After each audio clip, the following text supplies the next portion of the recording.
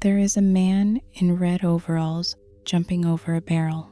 He has been jumping over barrels since 1981, which makes him one of the oldest continuously active characters in video games. And the barrels have been replaced over the decades by Goombas and Koopas and gravity itself, and entire kingdoms of things that want to stop him from getting to the end. But the core of it has not changed. A man, a jump, an obstacle, a destination. Mario is the most successful video game franchise in history, and it achieved that success not through a single great idea, but through an almost unbroken sequence of them. Through 40 years of Nintendo asking what a game could be and answering the question differently each time. The Mushroom Kingdom has been the laboratory for more mechanical innovations, more design breakthroughs, more fundamental discoveries about what makes interactive experiences work than almost any other series you could name. Tonight, we are going to walk through all of it as a design story, not the story of Bowser's motivations or the lore of the Mushroom Kingdom's political system, but the story of what each game added to the vocabulary of its medium, what it figured out that hadn't been figured out before, what it changed about what games understood themselves to be capable of. It is, in its way, one of the most extraordinary stories in the history of any creative medium. A plumber who keeps teaching the world how to play. If you enjoy these style of sleepy gaming breakdown videos, please feel free to like and subscribe to the channel, but only if you genuinely enjoy what we do here. Leave a comment telling us where you're listening from and what time it is, because somehow it's always the middle of the night for someone. The channel is also over on Spotify if you'd rather drift off with just your ears, with the first link in the description. Get comfortable. There are a lot of coins to collect. Before Super Mario Bros., before the Mushroom Kingdom, before any of it, there were arcades, and in the arcades, there was Donkey Kong, Jumpman, not yet Mario, not yet named at all, in the way we understand naming, climbed a construction site while a gorilla threw barrels at him. The game was Shigeru Miyamoto's first major design project, and it introduced something that sounds trivially simple and is anything but: a character who could jump, not fly, not float, not move on a fixed plane. Jump, leave the ground, arc through the air, land somewhere different from where he started. The jump is the foundation of everything. Before Donkey Kong, most arcade games operated on a single plane. You moved left and right and shot things or avoided things, and the geometry was fundamentally flat. The jump introduced verticality, introduced the possibility of being above or below an obstacle, rather than simply before or after it, introduced the arc of a projectile applied to a human figure. It changed what a game could look like and feel like and ask of the person playing it. Mario Bros., the 1983 arcade game, distinct from the later Super Mario Bros., refined the foundation with the addition of cooperative and competitive two-player play and introduced the stomp, the idea that the top of an enemy is safe where the front is dangerous, that orientation matters, that the relationship between character and obstacle is spatial rather than purely temporal. You do not simply avoid the thing, you position yourself correctly relative to the thing. These two games together establish the grammar. Super Mario Bros. Is, by most serious accounts, the most important video game ever made. That is a large claim. It is also, examined carefully, a defensible one, not because of what it contains, which is extraordinary, but because of what it changed. The game arrived in 1985 alongside the Nintendo Entertainment System in North America, in the aftermath of a video game market crash that had convinced a significant portion of the industry that the medium's moment had passed.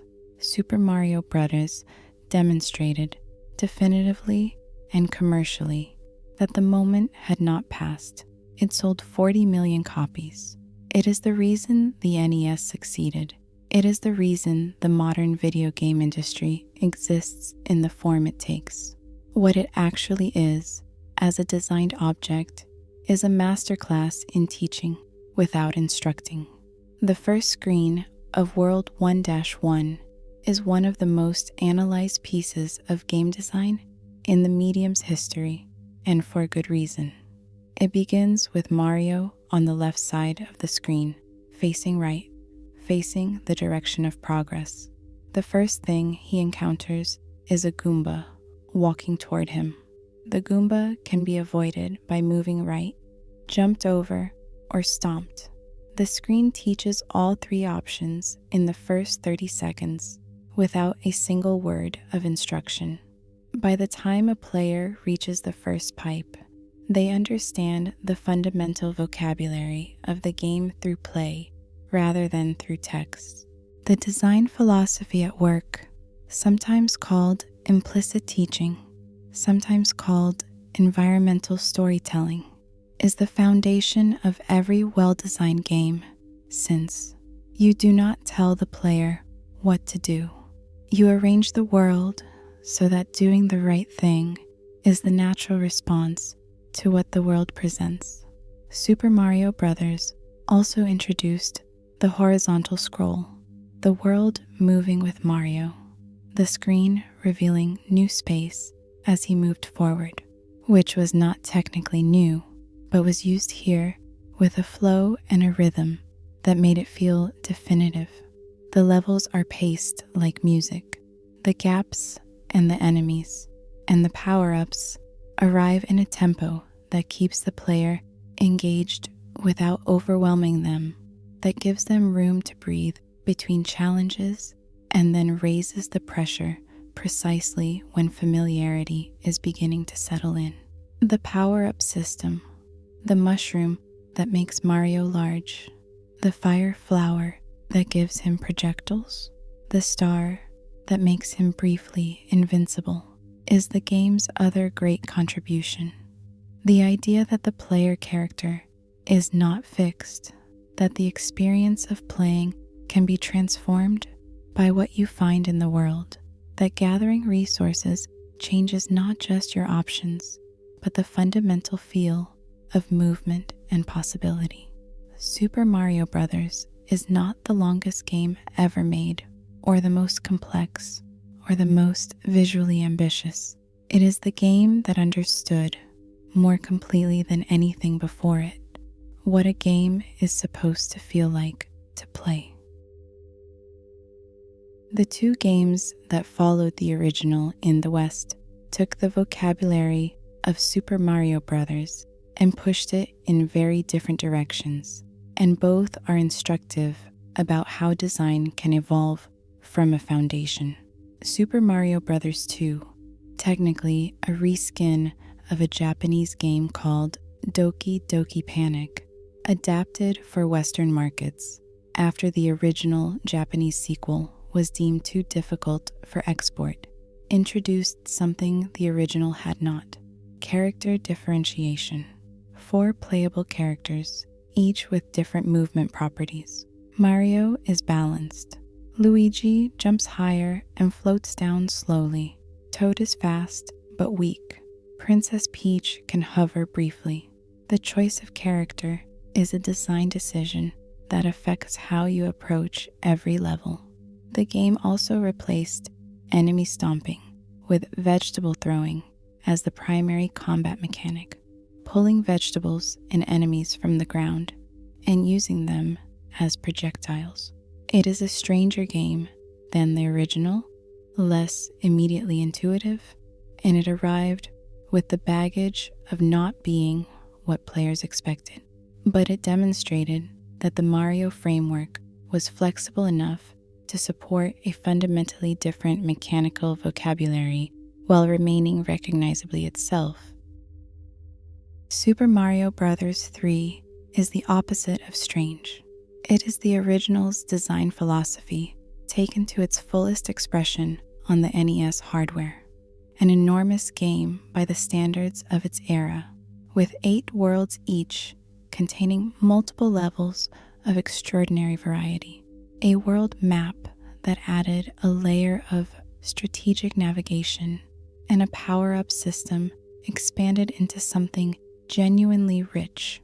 The suit system, the Tanuki suit that allows gliding and temporary statue transformation, the frog suit that moves beautifully in water and awkwardly on land, the hammer suit that turns Mario into a projectile-throwing tank, is the game's greatest mechanical achievement. Each suit not only changes what Mario can do, but how the levels built around it feel to navigate. The frog suit levels are genuinely aquatic in their movement language.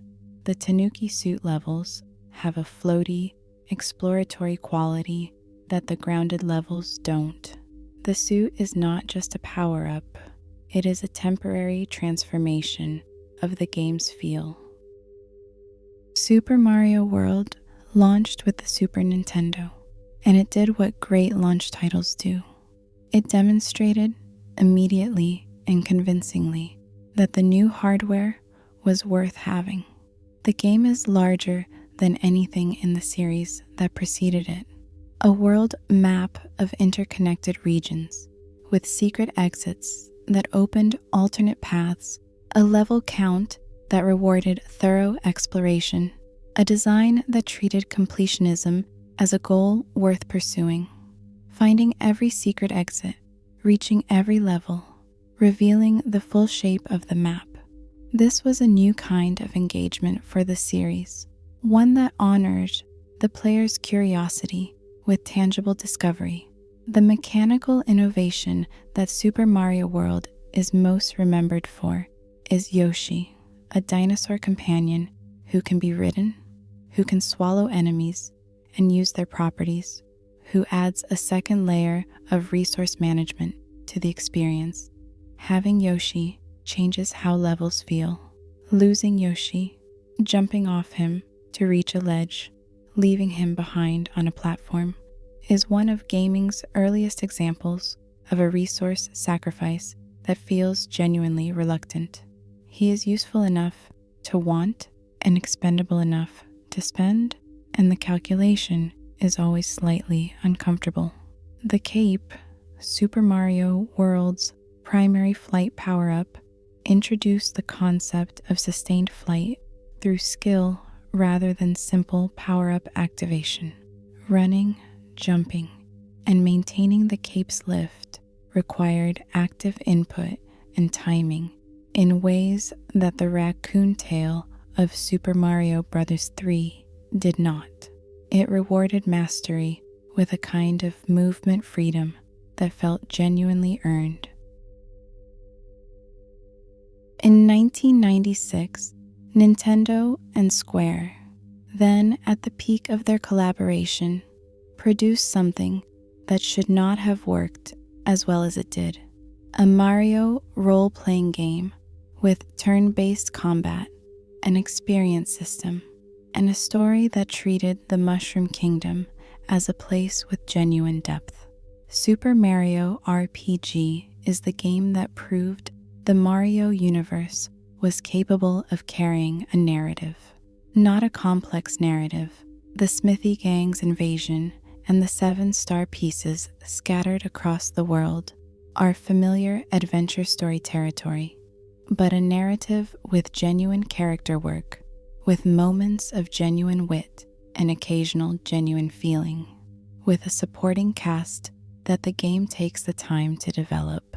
The timed hit mechanic is the game's most significant contribution to the RPG genre. By pressing the action button at the precise moment of attack impact, players could boost their damage output, It transformed turn-based combat from a purely strategic endeavor into something with a physical skill component, a rhythm game embedded in an RPG, requiring attention and timing rather than simply menu navigation. The mechanic would influence the Mario and Luigi series for decades.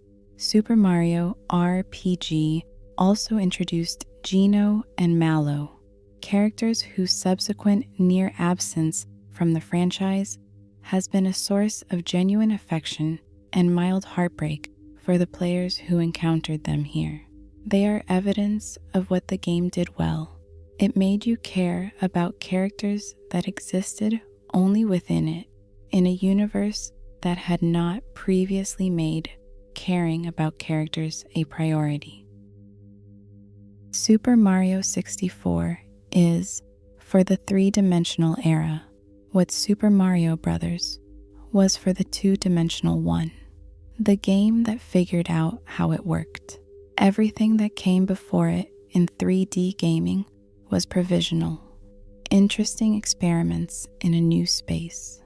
Games that were finding their footing, making guesses about what three-dimensional movement should feel like and how a camera should behave in three-dimensional space. Super Mario 64 arrived and answered both questions so completely that the answers have barely needed revision since.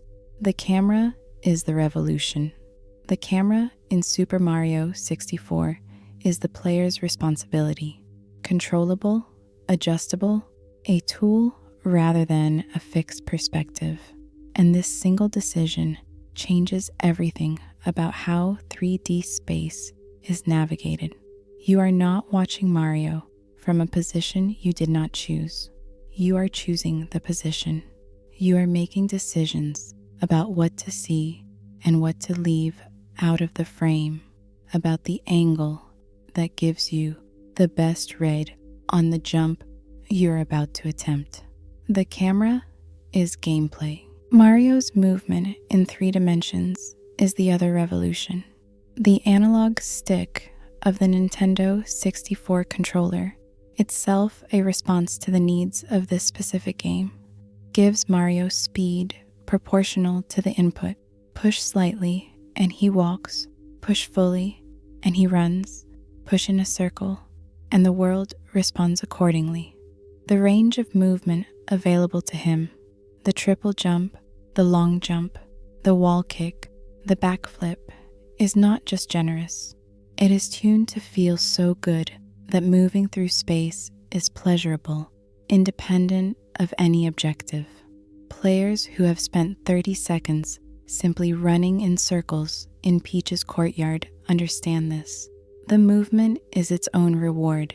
The star system, 15 stars in each world, each requiring a different task to obtain, none of them mandatory beyond a minimum threshold, was the game's final great innovation.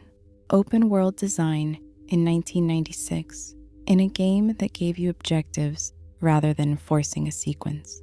The freedom to pursue the star that interested you, to return to a world when you had an idea about how to find something you hadn't found yet, to engage with the game on your own terms.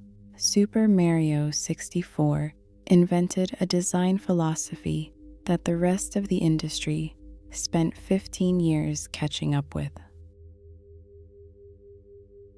Paper Mario arrived on the Nintendo 64 as the spiritual successor to Super Mario RPG, an RPG set in the Mushroom Kingdom with turn-based combat and a story and the timed hit mechanic that the earlier game had introduced.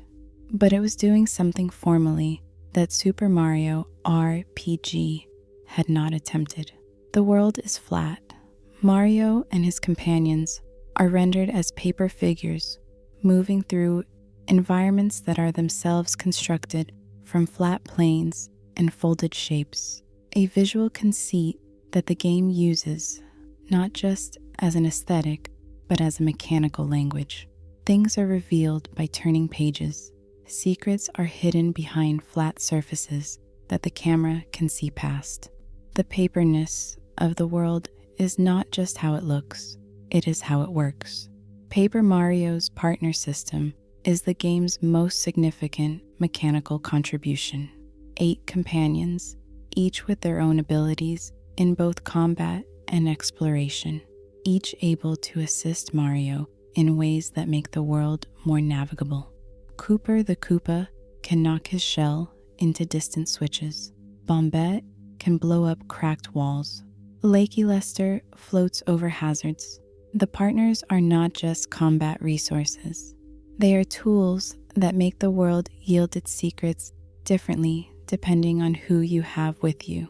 The writing, dry, aware, occasionally genuinely funny, established the tone that the Paper Mario series would pursue for several entries, and that many of its fans would miss when the series shifted direction in later years.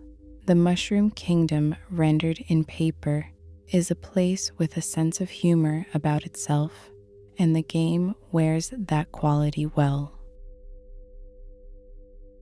The Mario and Luigi series arrived on the Game Boy Advance in 2003, and it brought the timed hit mechanic of Super Mario RPG to its fullest possible expression. Superstar Saga is built around the simultaneous control of 2 characters, Mario and Luigi, one assigned to each face button, each one needing to respond to combat prompts independently. An enemy attacks Mario. You press A to jump over it. An enemy attacks Luigi. You press B. An enemy attacks both. You press A and B in rapid succession, reading the attack animation quickly enough to respond correctly to both. The combat is a rhythm game for 2 players operated by 1 person, and it is one of the more genuinely innovative mechanics the RPG genre had seen. The bro attacks, special moves that require extended timing sequences that develop across the game into complex input chains, are the system's fullest expression. They are difficult enough to be satisfying when executed correctly, and forgiving enough to be approachable. And they make the combat feel alive in ways that menu navigation alone cannot. The world of the Bean Bean Kingdom, a country neighboring the Mushroom Kingdom, invented for this game, rendered with the specific charm of a Game Boy Advance game that is working very hard to be as expressive as possible within its hardware constraints, is among the Mario universe's more delightful original creations. The writing is sharp, the pacing is generous, the relationship between Mario and Luigi communicated entirely through gesture and expression, since Mario speaks only in stock sounds and Luigi in something adjacent, is the most developed it had been in any game to that point. Super Mario Sunshine was the GameCube's flagship Mario title, and it made a decision that no platformer had previously attempted at this scale. It gave Mario a tool that was not a power-up, but a permanent companion, present for the entire game, fundamentally altering every moment of play. Flood, the flash liquidizer, ultra dousing device, a water-spraying backpack attached to Mario for the game's duration, changes the physics of movement in ways that took the entire game to fully explore. Water slows descent. The hover nozzle allows sustained elevation. The rocket nozzle provides vertical launch. The turbo nozzle allows high-speed horizontal travel across water surfaces. Each nozzle makes the same world feel mechanically different, and finding the right application of each in a given situation is a puzzle that runs beneath the surface of every level. The setting, Delfino Island, a Mediterranean-flavored resort, rendered with the GameCube's full visual capability, was deliberately unusual for the series, warm and bright and specific in a way that Nintendo's fantasy kingdoms tend not to be. a place that felt like a location rather than a theme. The residents are not Mushroom Kingdom inhabitants, but Piantas and Nokis, creatures with their own visual language and their own relationship to the world. Sunshine is the most divisive 3D Mario entry. Its moment-to-moment feel is the most demanding the series had produced. Its camera, the most troublesome. Its later levels, the most likely to produce genuine frustration. But it is also the most mechanically distinctive, the one that pursued a single central tool with the most single-minded commitment. And the floods feel, the satisfying physics of water as a movement resource, has not been replicated since. The mid-2000s saw the series pursuing two directions simultaneously: a return to the 2D roots that had been absent from major releases for more than a decade, and the most ambitious 3D entry the series had yet attempted. New Super Mario Bros. On the DS was the first new 2D Mario game in over 10 years, and its reception demonstrated how thoroughly the series had been missed in that form. It did not reinvent the 2D platformer. It refined it, added new power-ups, and a world map structure and multiplayer modes, and delivered the feel of Super Mario Bros., rendered with modern hardware fidelity. It was, by design, familiar, and the familiarity was the point. An enormous number of people for whom Super Mario Bros. Had been a formative experience found in new Super Mario Bros. Exactly what they had been waiting for. Super Mario Galaxy is something else entirely. Galaxy takes the premise of Super Mario 64.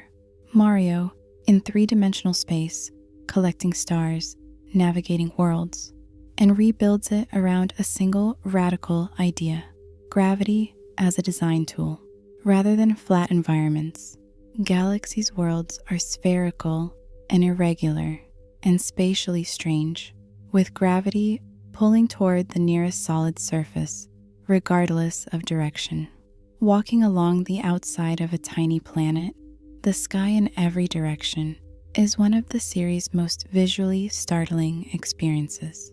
Running through a tube and emerging on the outside of it, the orientation having reversed is one of its most mechanically inventive.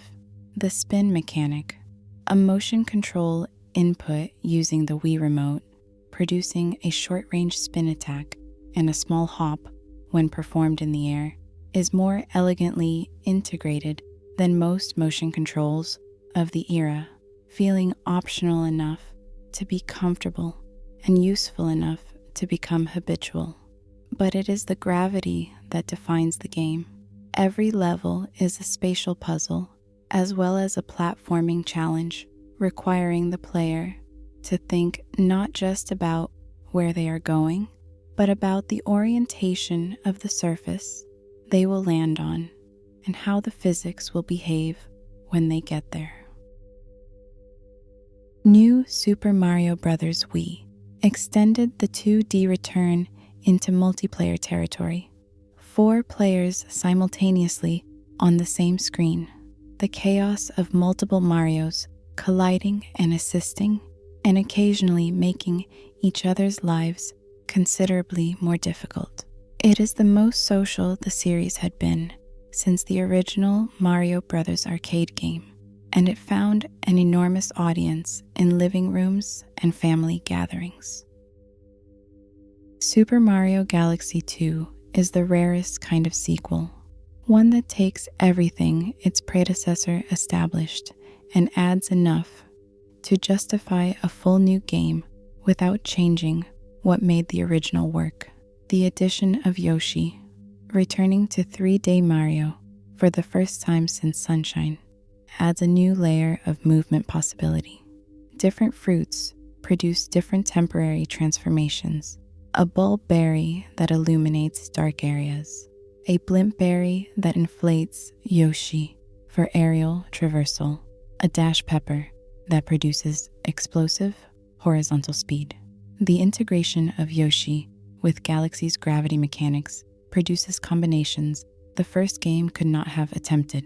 The level design of Galaxy 2 is, by most measures, the most inventive in the 3D series. The first game's mechanical innovations fully internalized, and now the starting point rather than the discovery, freeing the designers to build from that foundation with extraordinary creativity. Cloud Mario, who can create platforms with a spin. Rock Mario, who rolls through obstacles with momentum. The Melty Monster Galaxy, which is simply one of the finest individual levels in the series' history. Paper Mario, Sticker Star, arrived in 2012 and marked a significant shift in the series. The partner system and the narrative depth of the earlier games were removed, replaced with a combat system built around sticker collection and expenditure. The stickers serve as both attacks and exploration tools, with real-world objects of enormous size, fans and refrigerators and radiators, used to solve environmental puzzles. The reception was divided, and the division has not fully resolved. Sticker Star is mechanically interesting in ways that its critics sometimes underweight. The sticker economy, the puzzle of managing limited resources across an uncertain future of battles, is a genuine design contribution.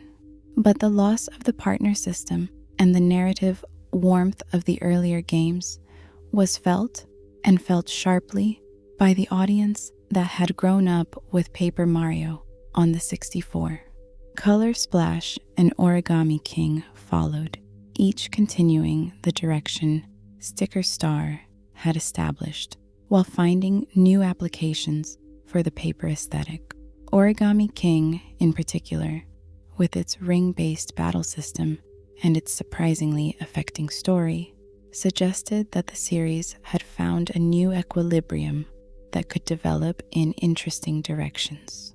The Mario and Luigi series, meanwhile, continued with Bowser's Inside Story, widely considered the peak of that series, in which Mario and Luigi spend much of the game inside Bowser's body, with Bowser himself playable on the overworld above, the two threads interweaving in ways that the series' dual protagonist structure was uniquely suited to. Dream Team and Paper Jam followed, each adding new mechanical layers to the foundation Superstar Saga had established. The 3DS entry, Super Mario 3D Land, is the series at its most deliberately accessible. A 3D Mario game designed for a handheld screen, with levels short enough for a commute and a difficulty curve gentle enough for players who found the home console 3D entries demanding. It introduced the Tanuki suit to 3D Mario for the first time, and it used the 3DS's stereoscopic display to make depth perception in platforming a more forgiving experience. It is not the series at its most ambitious, but it is the series at its most considerate of the full range of its audience. Super Mario 3D World expanded the 3D Land template into a full home console experience, 4-player co-op, larger levels, the catsuit as the game's signature new power-up. The catsuit is the series' most elegant power-up design since the cape. It allows wall climbing and a diving claw attack and movement that feels immediately and completely right, and it makes the levels built around it feel like they were designed specifically to be experienced as a cat. They were. The multiplayer of 3D World is the game's defining quality. 4 players with different characters, different movement properties, the ability to pick each other up and throw each other, and use each other as platforms. The chaos of cooperative play, producing emergent solutions and emergent disasters in roughly equal measure. It is the social Mario experience fully realized. Super Mario Maker is the most formally radical release in the series' history. Not a game with levels, but a game that is a level editor, that gives players the tools to build any Mario level they can imagine and share it with the world. The design philosophy of the series, the implicit teaching, the pacing, the relationship between challenge and discovery, is here made explicit as a set of tools. Players building levels have to internalize the same principles the original designers used, which is an extraordinary act of design education delivered as a toy. Super Mario Maker 2 expanded the toolset and added a single-player story mode, extending the concept while maintaining what made the original so compelling. The limitless possibility of a Mario level that no one has ever played before, built by someone who wanted exactly this specific kind of challenge to exist. Super Mario Odyssey is the fullest expression of what 3D Mario can be, an open-world platformer of extraordinary generosity that takes the star-collecting philosophy of Super Mario 64 and expands it until the ratio of challenge to discovery tips decisively toward discovery. The Cappy mechanic, Mario's hat, given life and the ability to possess enemies and objects, is the game's great invention, and it changes every calculation the player makes about the world. Throwing the cap at a Goomba and taking control of it produces one kind of movement. Possessing a bullet bill produces another. Inhabiting a T-Rex produces another still. Each possession is a temporary transformation of the game's feel, a new way of moving through the same space, a puzzle about what this specific object can reach or unlock that Mario in his ordinary form cannot. The Moon System, the Odyssey's version of stars, present in such numbers that the game can afford to give them for things as small as opening a chest or winning a minigame, creates a relationship with the world that is different from anything the series had previously offered. There is always another moon. There is always something you haven't found yet. The world is inexhaustible in the specific way of a place that has been designed to reward attention, to have something at every angle you haven't looked at yet. The kingdoms, the literal worlds Mario visits in the Odyssey, each one a theme rendered with remarkable specificity and visual invention, are among the series' most distinctive environments. New Donk City, with its human-scale inhabitants, and its deliberate reference to the series' own Donkey Kong origins, is the game being conscious of its own history in the most playful possible way. The Wooded Kingdom's mechanical forest, and the Seaside Kingdom's water physics, and the Metro Kingdom's urban verticality are each a different kind of answer to the question of what a Mario level can be. Odyssey is long without feeling padded, generous without feeling careless, demanding without feeling punishing. It is the series' accumulated design intelligence applied to the most open and expressive form the series had yet taken, and the result is a game that people return to, not because there is more to do, though there always is, but because moving through its worlds feels so completely and so consistently good. Mario is, as a design story, the story of a set of questions being asked more and more precisely over 40 years. The first question is the simplest. What does it feel like to jump? The jump of the original Super Mario Bros., the arc, the wait, the moment of hang at the peak, is not an arbitrary physical simulation. It is a designed feel, tuned through iteration, made to produce a specific sensation in the person pressing the button. Every Mario game that followed has been, at some level, an attempt to answer the same question about whatever new mechanic it was introducing. Not what does this mechanic do, but what does it feel like to do it? The second question is about space. How do you teach a player where to go and what to do without telling them directly? The implicit teaching of World 1-1 became the design philosophy of the entire series. The arrangement of the world as instruction, the placement of the first Goomba as a tutorial that doesn't know it's a tutorial.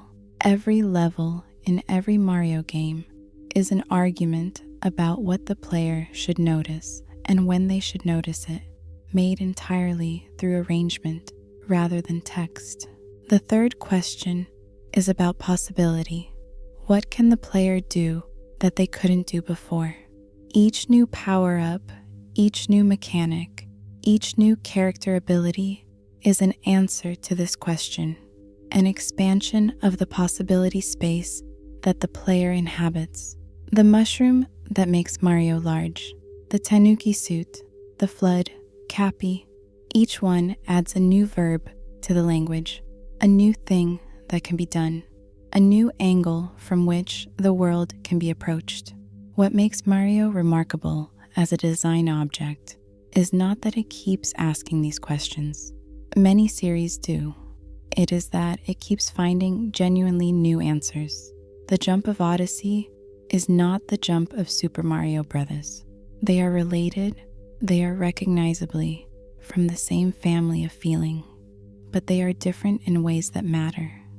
Different physics, different hang time, different relationship to momentum and gravity, and the camera that captures it all. The series has never stopped developing its own fundamental vocabulary.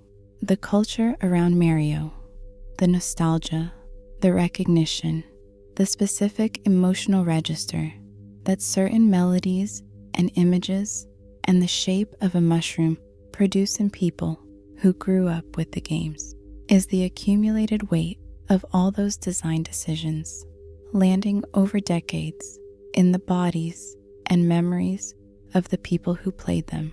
The reason Mario is the most recognized video game character in the world is not marketing. It is the feel of the jump. It is the way the game treats you. It is 40 years of a series that took seriously the question of what it feels like to play. And that is Mario. 40 years of questions asked and answered. A jump refined across generations of hardware and design thinking into something so completely itself that you recognize it in your hands before you think about it. A mushroom kingdom that has served as the laboratory for more discoveries about what interactive experiences can be than any other address in the medium. The next game is already being made somewhere in Kyoto, in a building full of people asking the same questions the series has always asked. What does it feel like? How do you show without telling?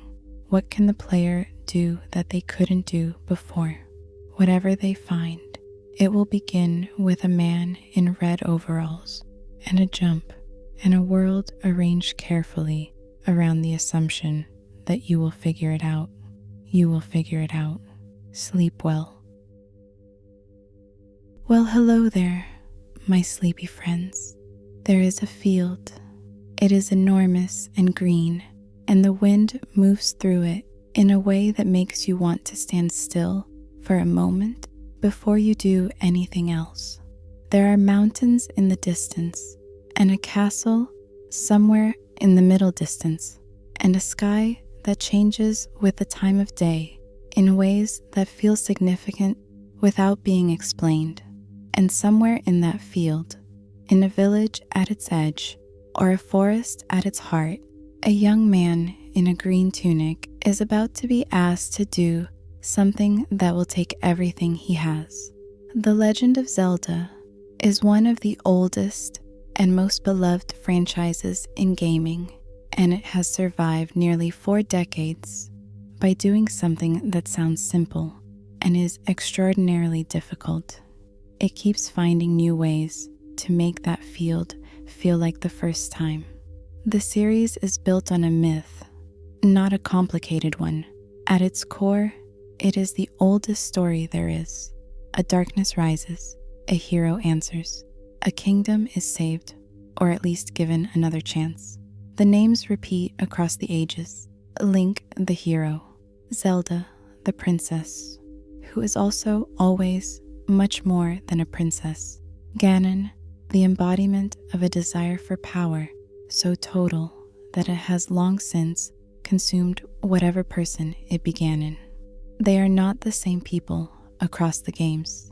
They are the same roles, endlessly recast, the same story told in different keys across different eras of Hyrule's long history. What changes? What has kept the series vital across 37 years is the world. Each Zelda game is at some level a new world to explore, a new set of tools to find, a new architecture of secrets to slowly understand.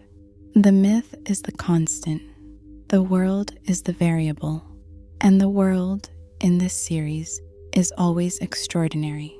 Tonight we're going to walk through all of it in the order the world first encountered it, from the original gold cartridge to the vast skies of the most recent entry.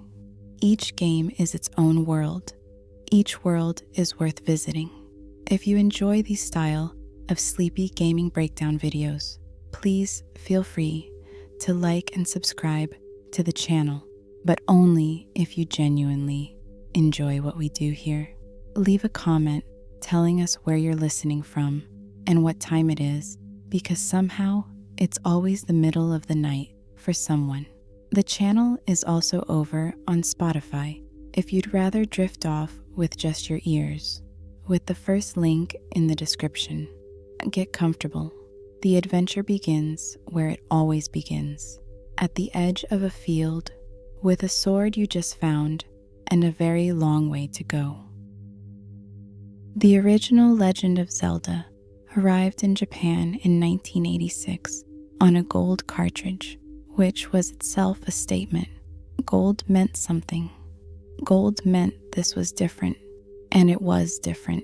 Shigeru Miyamoto and Takashi Tezuka designed it around an idea that sounds obvious now and was genuinely revolutionary then.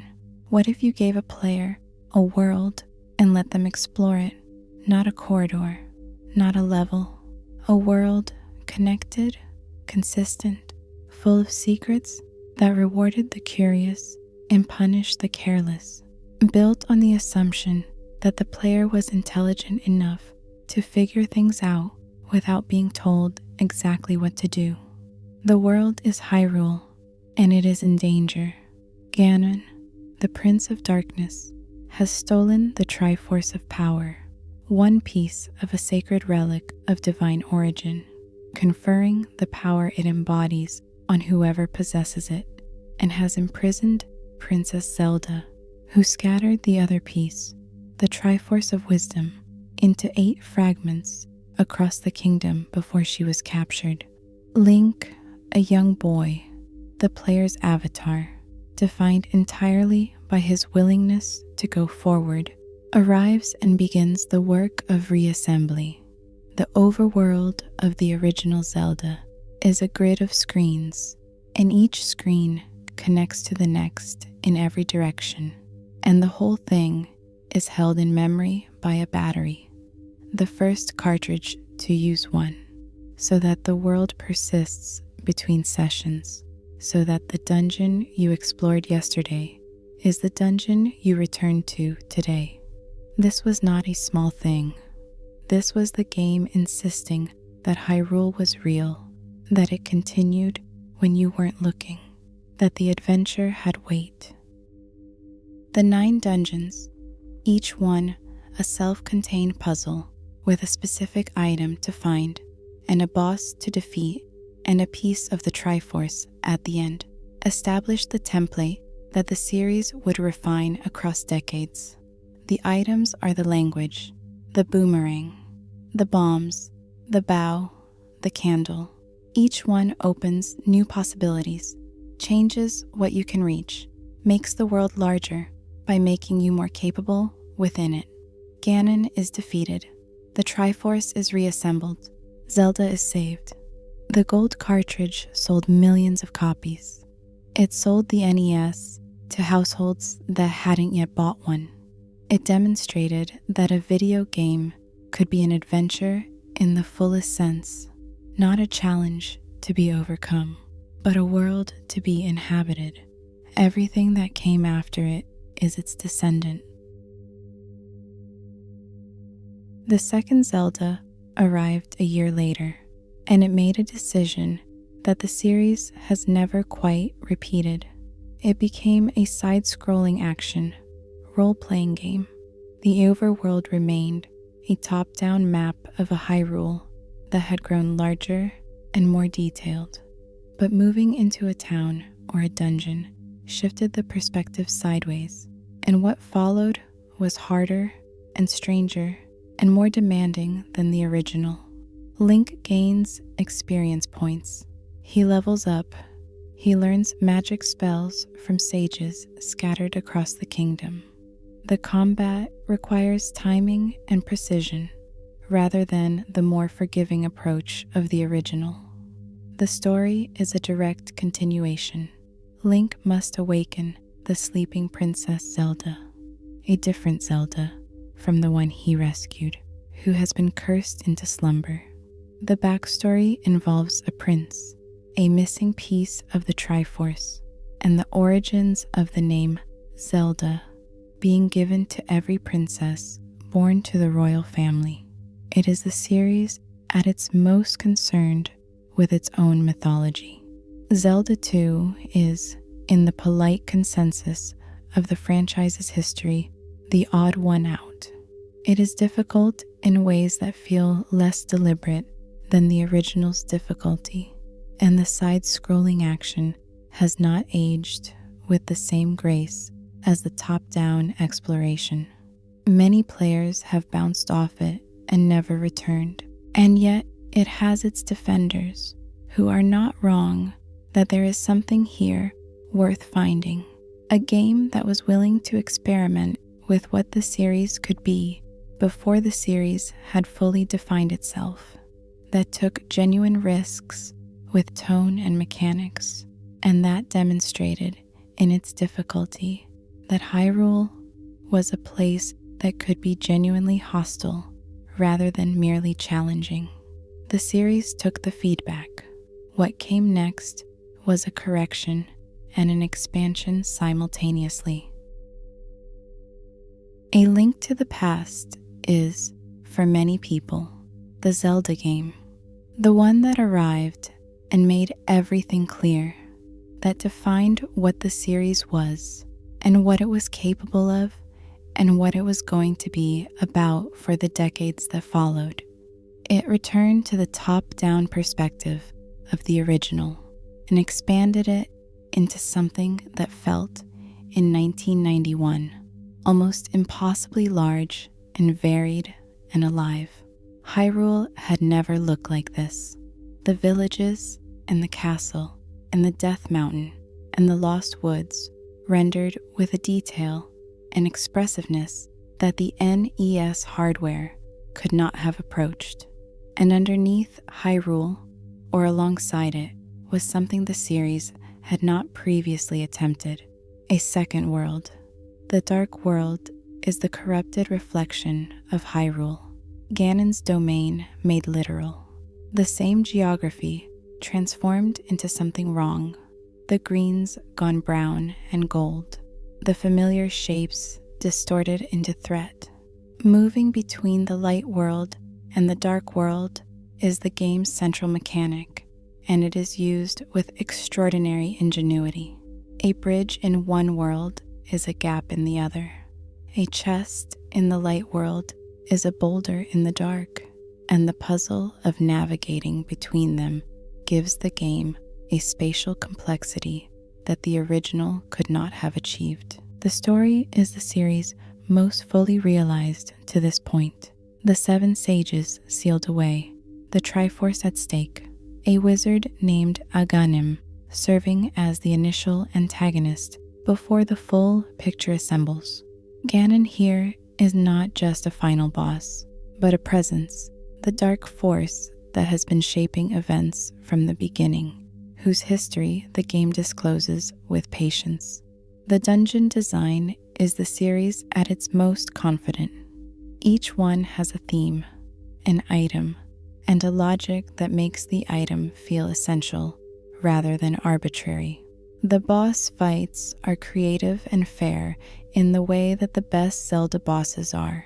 Difficult enough to require thought, satisfying enough that defeating them feels earned. A Link to the Past set the template that the series would follow for most of its existence. It is also, on its own terms, simply one of the greatest games ever made. A complete experience, generous and demanding and beautiful, that holds up without qualification 30 years on. Link's Awakening is technically a handheld entry, released on the Game Boy, but it occupies such a significant place in the series' creative history that leaving it out of any meaningful account of what Zelda is would be an omission. It is the most personal and the strangest game the series had produced. Link washes up on Koholint Island after a storm at sea, and what he finds there is a place that is complete in itself. A village, a beach, a series of dungeons, a population of characters who exist in their own rhythms and have their own concerns. It is a Zelda game that takes place not in Hyrule, but somewhere else entirely, and the removal of the familiar geography is not a loss. It is the point. The mystery of Koholint Island, what it is, why the windfish who sleeps at its heart matters, what it means to wake him, unfolds slowly and with a delicacy that the series had not previously attempted. The residents of Mabe Village go about their lives. The dungeons hold their secrets, and underneath all of it is a question the game does not ask directly until it is ready to answer it. The answer, when it comes, is one of the most genuinely affecting moments in the franchise's history. Link's Awakening is a game about impermanence and about what we owe the things that exist only within a dream, about whether the feelings are real, if the world that produced them wasn't. It handles these questions with the economy of a haiku in the space of a Game Boy cartridge, and it gets it exactly right. The 2019 remake for Nintendo Switch, beautiful, faithful, wise about what to keep and what to expand, introduced it to a new generation. But the original, in its small gray plastic shell, was already complete. Everything changed in 1998. The Legend of Zelda, Ocarina of Time moved the series into 3 dimensions, and it did so with a completeness and a confidence that seemed, at the time, almost impossible. This was not a series finding its footing in a new dimension. This was a series that had understood, before anyone else, what 3-dimensional space could offer an adventure game, and had built from that understanding something that would define the medium for decades. Link is a child in Kokiri Forest, the only child without a fairy, who is given one and immediately sent on an errand that becomes an adventure, that becomes a quest to save the world.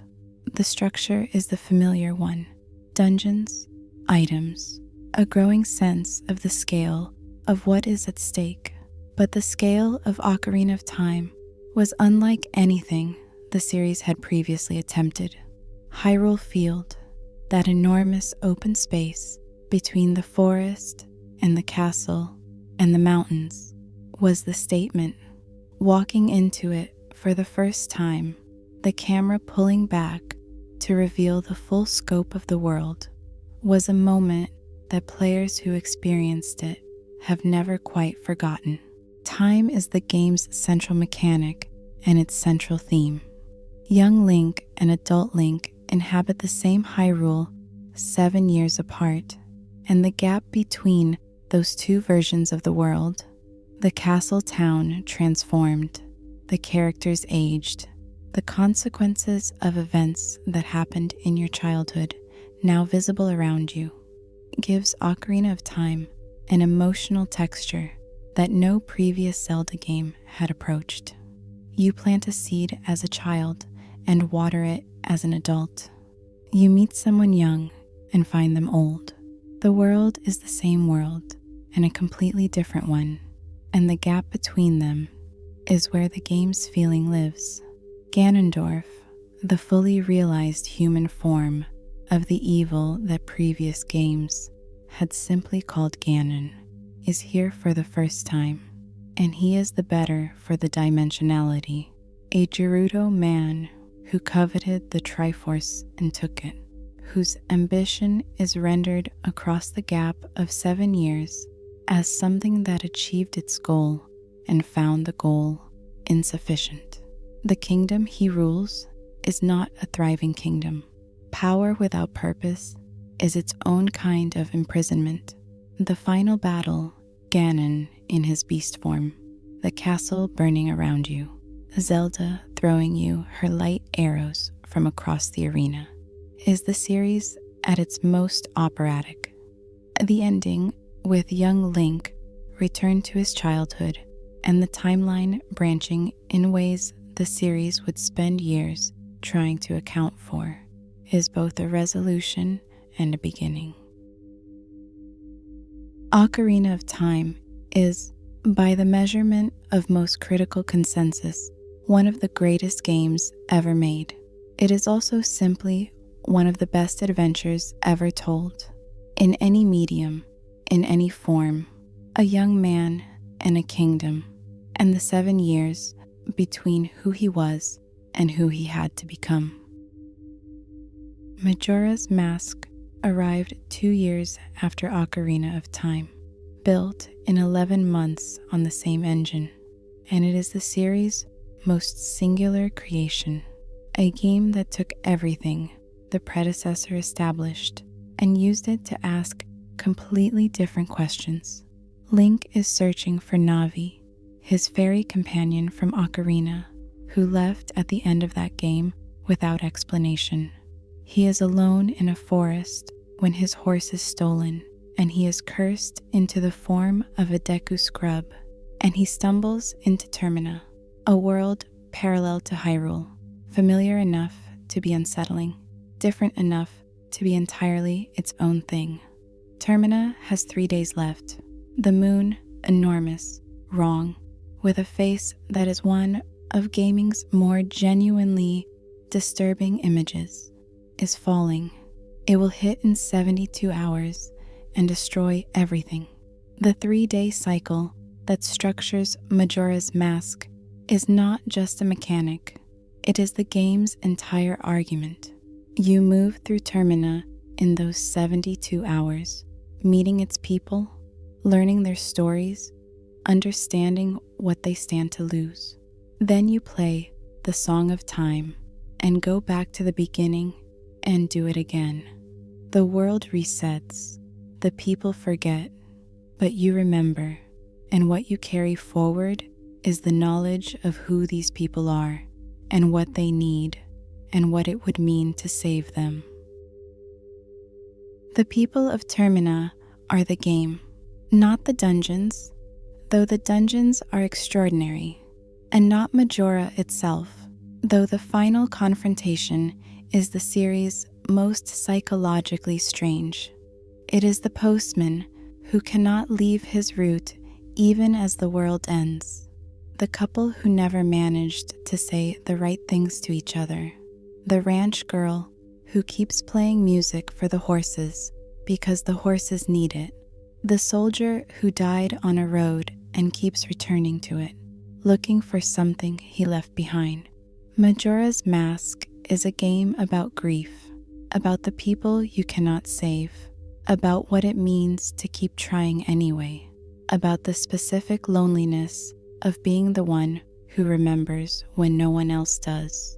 It is dark in a way that the series had never previously been, and it earned every note of that darkness.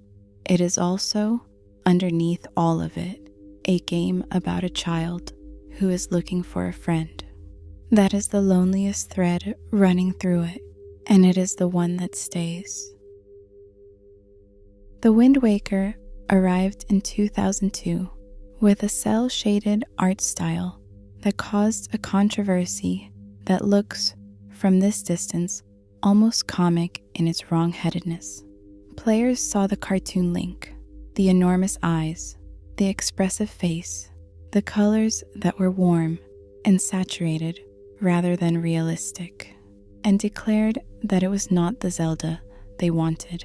The game came out anyway, and it turned out to be one of the most beautiful things Nintendo had ever made.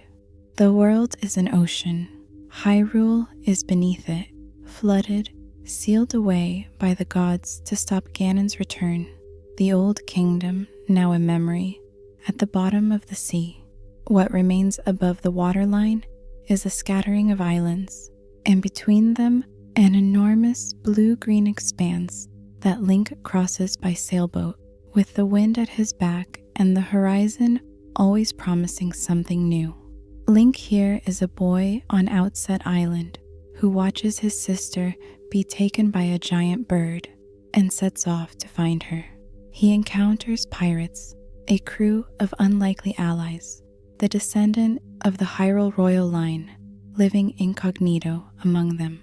The story moves across the ocean and eventually beneath it to the ruins of the old world, to Hyrule preserved in sepia at the bottom of the sea, to a Ganondorf who is the most fully humanized the series had produced.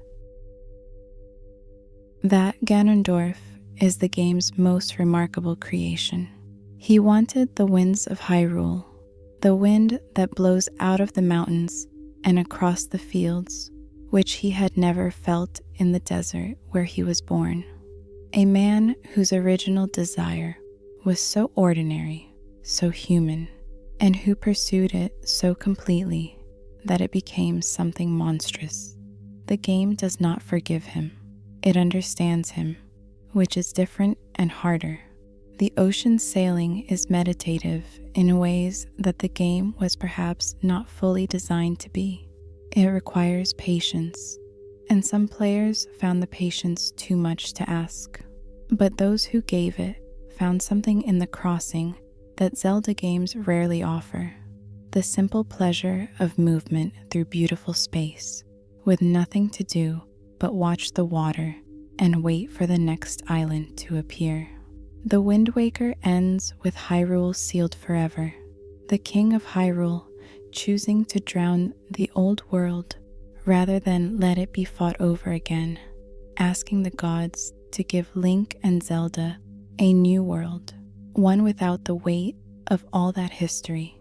It is the series' most elegiac ending, and one of its bravest, the decision to let something beloved be finished rather than preserved.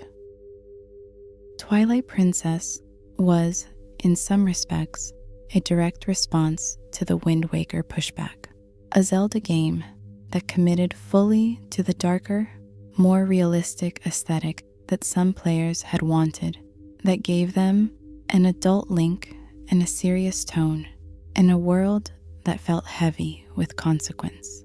The setting is a Hyrule in crisis, the Twilight Realm, a parallel dimension, the place of shadow and diminished light, is spreading across the world, and the people touched by it are transformed into spirits, barely conscious, unable to understand what has happened to them. Link is pulled into the twilight, transformed into a wolf, and guided through it by Midna.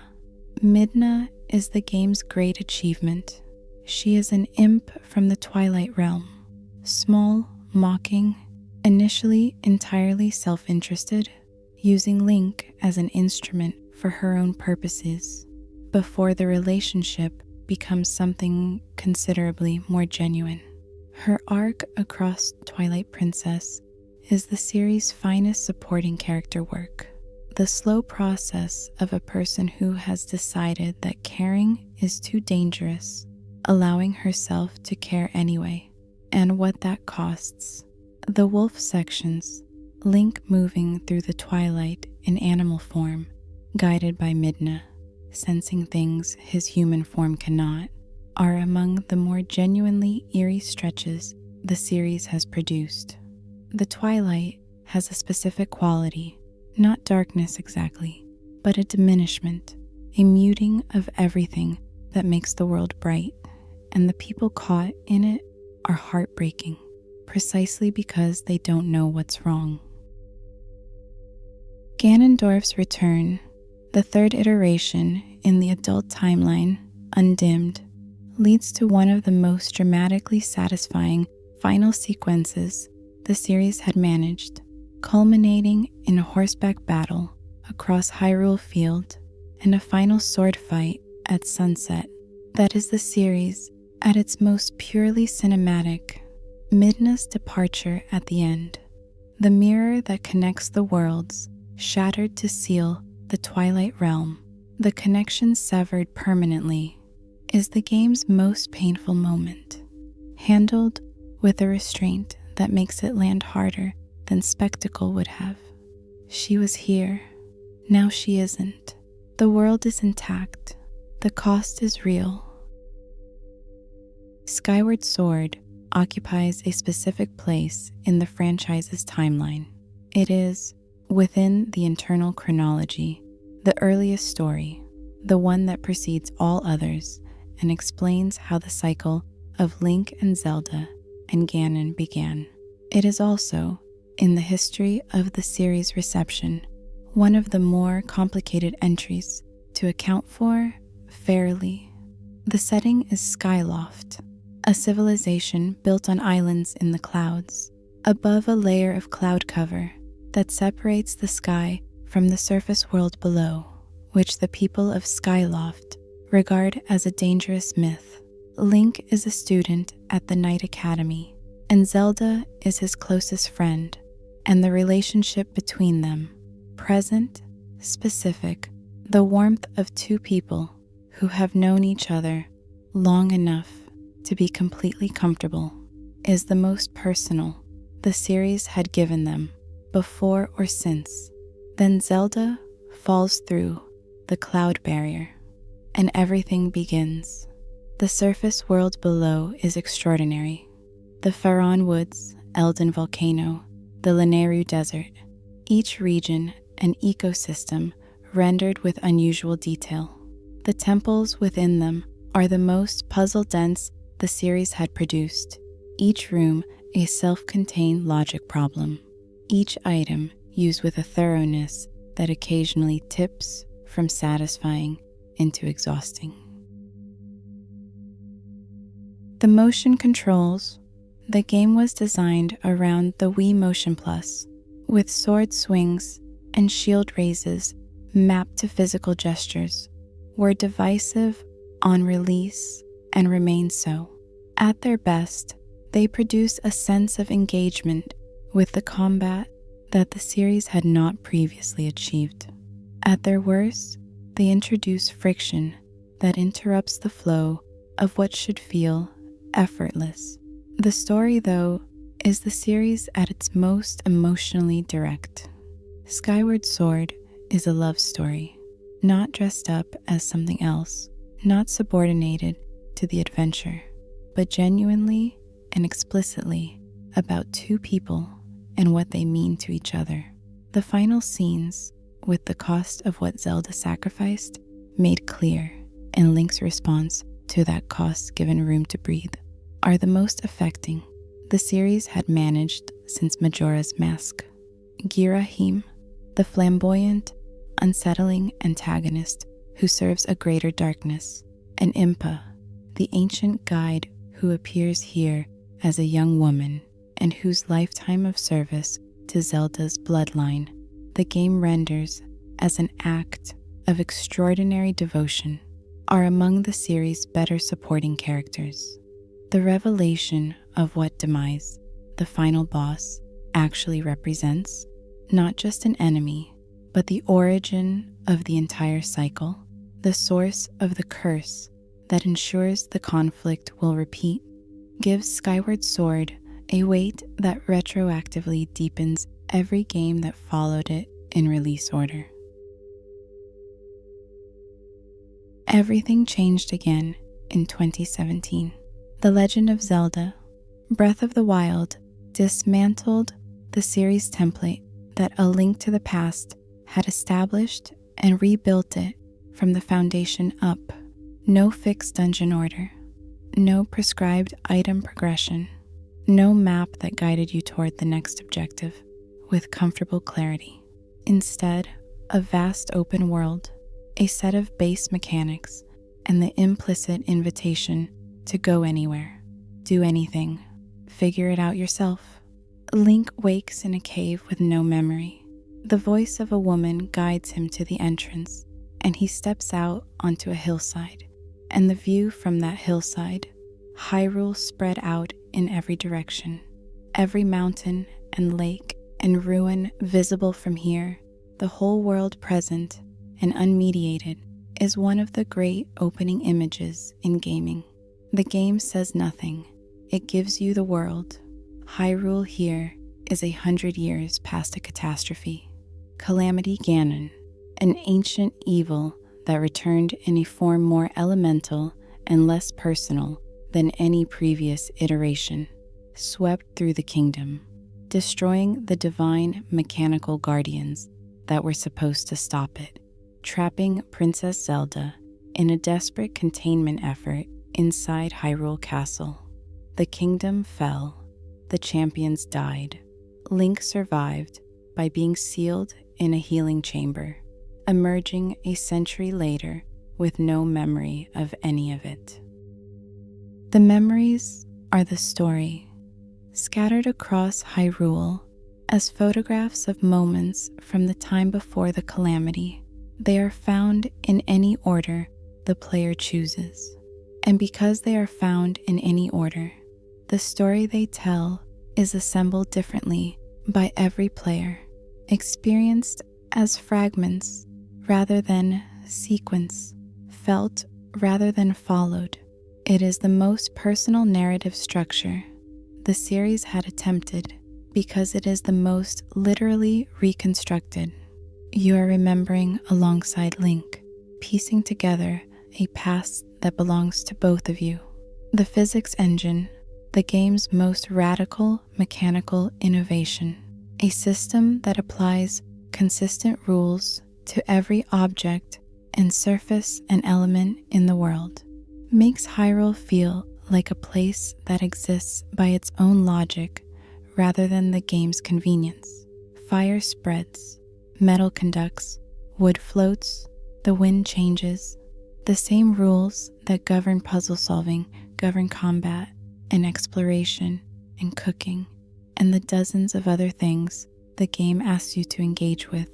Knowing the rules means the world is always offering you more than it shows you at first glance. Breath of the Wild is not the most narratively complex Zelda game. It is the most fully realized world the series had produced, a place that rewards wandering, that has something at every horizon, that makes the act of simply moving through it feel like discovery. The divine beasts and the shrines and the guardians and the bokoblins on their makeshift platforms are all in service of that feeling. The sense that Hyrule is alive and varied and inexhaustible, that there is always somewhere you haven't been yet. The ending, Zelda freed, Ganon dissolved, the long vigil over, is deliberately quiet. A field, 2 people, the world intact, the adventure finished, or finished enough for now.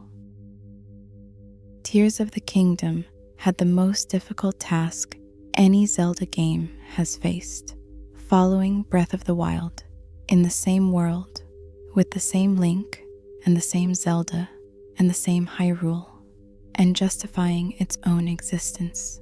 It justified it. The sequel expands the world vertically rather than horizontally. The same Hyrulean surface, now with sky islands floating above it and an enormous network of caverns below it. 3 layers of world, each with its own secrets and its own logic, accessible through a new set of abilities that make the traversal feel genuinely different from Breath of the Wild's. The Ultra Hand, a tool for building, for combining objects, for constructing things that the game does not anticipate, is the most creatively generous mechanic the series had ever offered. Players built flying machines and combat vehicles, and elaborate puzzle solutions, and things that serve no purpose except the pleasure of making them. The story goes deeper than Breath of the Wild's in the most literal sense, into the history of Hyrule that predates even Ocarina of Time, into an era called the Imprisoning War, into the origin of Ganondorf in a form that the series had not previously explored. The Zonai, an ancient civilization whose ruins dot the Sky Islands, built the civilization that Hyrule's royal family inherited. Their king, Rauru, was Hyrule's first king, and his relationship with Sonia, the first queen, Zelda's ancestor, is the beating heart of the story told in flashback. Zelda herself has more to do in Tears of the Kingdom than in any previous entry. The central mystery, where did she go, what happened to her, what did she sacrifice, is the emotional spine of the game, and the answer the game builds toward is the series' most ambitious use of its time travel mythology. It is also, in the final revelation, genuinely moving, a character given the full weight of a story that previous games had kept her at the edge of, finally placed at the center of her own legend. Ganondorf here is the series' most developed incarnation, a Gerudo king whose pride and whose hunger for power are rendered as something genuinely tragic, a man who might have been different in a different story, and who chose, repeatedly and with full awareness, not to be. His final form, the Demon King, is spectacular. The journey to reach him is better. Tears of the Kingdom is an enormous game, larger in possibility space than any previous Zelda, more willing to let the player define what the experience is, more trusting of the player's creativity than any Nintendo game before it. It is also in the quieter moments, in the Zonai memories, in the search for Zelda, in the emotional payoff of an ending that the game has been earning across 100 hours, one of the most affecting entries in a series that has never been short of affecting entries. The Legend of Zelda has been telling the same story for 37 years, and it has never told it the same way twice. That is a harder thing to do than it sounds. The myth, hero, princess, darkness, Triforce is fixed. The names recur. The broad shape of every adventure is recognizable from every other. And yet each game manages to feel like its own world, its own argument, its own answer to the question of what an adventure is supposed to feel like. The secret, as best as it can be identified, is that Nintendo has always understood the relationship between world and feeling. The world is not a backdrop for the story.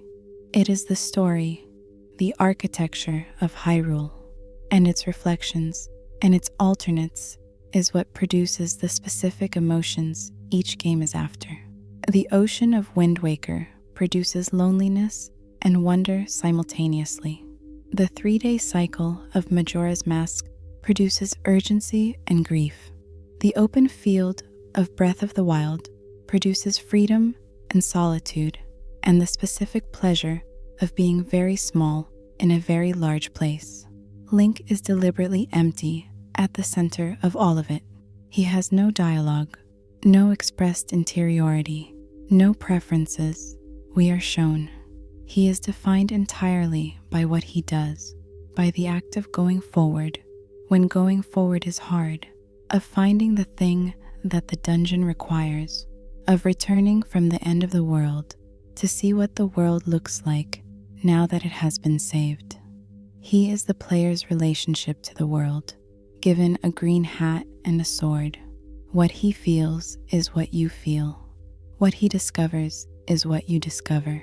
Zelda is something more complex, a figure who, across the series' evolution, has been given increasingly rich interiority while still inhabiting the structural role the myth assigns her. Ocarina's Zelda operates in disguise for years, gathering information, shaping events she cannot control directly. Wind Waker's Tetra is a pirate captain who is also a princess who chooses her own identity. Skyward Sword's Zelda is the most fully present person in her own story. Tears of the Kingdom's Zelda makes the hardest choice the series has ever asked of a character and makes it freely, with full knowledge of the cost. The series is moving, slowly and across decades, toward the girl whose name is in the title, becoming the hero of her own legend. Every game has moved the needle a little further. The pattern is visible from this distance as clearly as Hyrule is visible from the hillside at the beginning of Breath of the Wild. The field is always there. The adventure always begins at its edge. What it finds in each new iteration is always worth the journey. And that is the legend of Zelda. 37 years, a gold cartridge in an ocean, and a moon falling, and a wolf, and a boat, and a sky full of islands, and the ruins of a kingdom at the bottom of the sea, and a field so large you could stand in the middle of it and not see the edges. The same 3 names, endlessly recast. The same myth, told in every key available to it. The next game is somewhere ahead. Its world not yet visible. Its hero not yet standing at the edge of anything. The field not yet spread out below the opening hillside. But it is coming. It always comes. When it does, there will be a moment before the first dungeon, before the first item, before the story has properly begun, where you simply stand in a new version of Hyrule and look at what has been built for you. That moment is what the series has always been for. Everything else is in service of it. Sleep well, and that is the legend of Zelda. 37 years, a gold cartridge and an ocean, and a moon falling, and a wolf and a boat, and a sky full of islands, and the ruins of a kingdom at the bottom of the sea, and a field so large you could stand in the middle of it and not see the edges. The same 3 names, endlessly recast. The same myth, told in every key available to it. The next game is somewhere ahead. Its world not yet visible. Its hero not yet standing at the edge of anything. The field not yet spread out below the opening hillside. But it is coming. It always comes. When it does, there will be a moment before the first dungeon, before the first item, before the story has properly begun, where you simply stand in a new version of Hyrule and look at what has been built for you. That moment is what the series has always been for. Everything else is in service of it. Sleep well. Well, hello there, my sleepy friends. She does not introduce herself.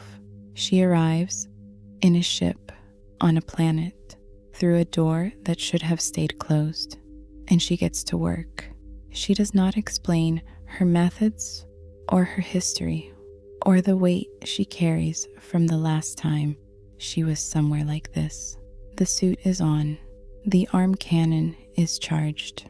Whatever is in here that shouldn't be, she is going to find it. Samus Aran is one of gaming's oldest and most distinctive protagonists, and what makes her distinctive is precisely what the games give her so little of: words.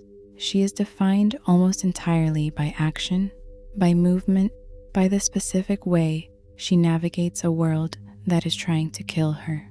By the time the original Metroid released in 1986, the reveal that the figure behind the helmet was a woman was genuinely startling to many players.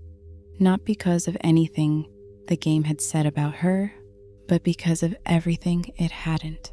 She had been a shape, and then she was a person, and the gap between those two things was the most interesting thing about her. The Metroid franchise, across nearly 40 years and 15 entries spanning consoles and handhelds, and a brief, strange excursion into pinball, is the story of that person. Not told directly, not narrated, not explained through cutscenes that pause the action to deliver exposition.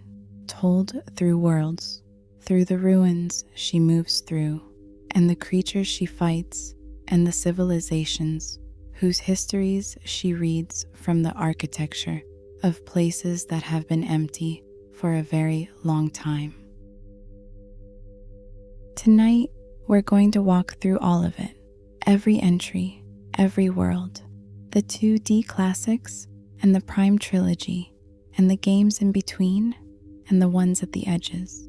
We're going to take Samus seriously, which is what she has always deserved, and we're going to take the worlds she inhabits seriously too. If you enjoy this style of sleepy gaming breakdown videos, please feel free to like and subscribe to the channel, but only if you genuinely enjoy what we do here. Leave a comment telling us where you're listening from and what time it is, because somehow it's always the middle of the night for someone. The channel is also over on Spotify if you'd rather drift off with just your ears, with the first link in the description. And if you happen to be listening over on Spotify itself, please leave us a 5-star rating on our channel if you also enjoy what we do here. Get comfortable. The hatch is open. The planet is waiting. The original Metroid arrived on the Famicom Disk System in 1986, and it brought with it a premise that was genuinely new: a vast, interconnected alien world, explorable in any direction, full of secrets that revealed themselves only to the persistent. Zebes is the planet.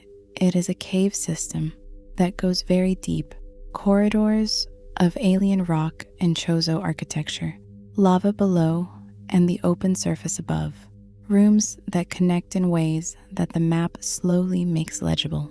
The Chozo, an ancient avian civilization, long absent from the places they built, made Zebes. Their statues line the corridors. Their technology is everywhere. What happened to them is not explained, because the original Metroid does not explain things. It shows you and leaves you to understand. The space pirates are here.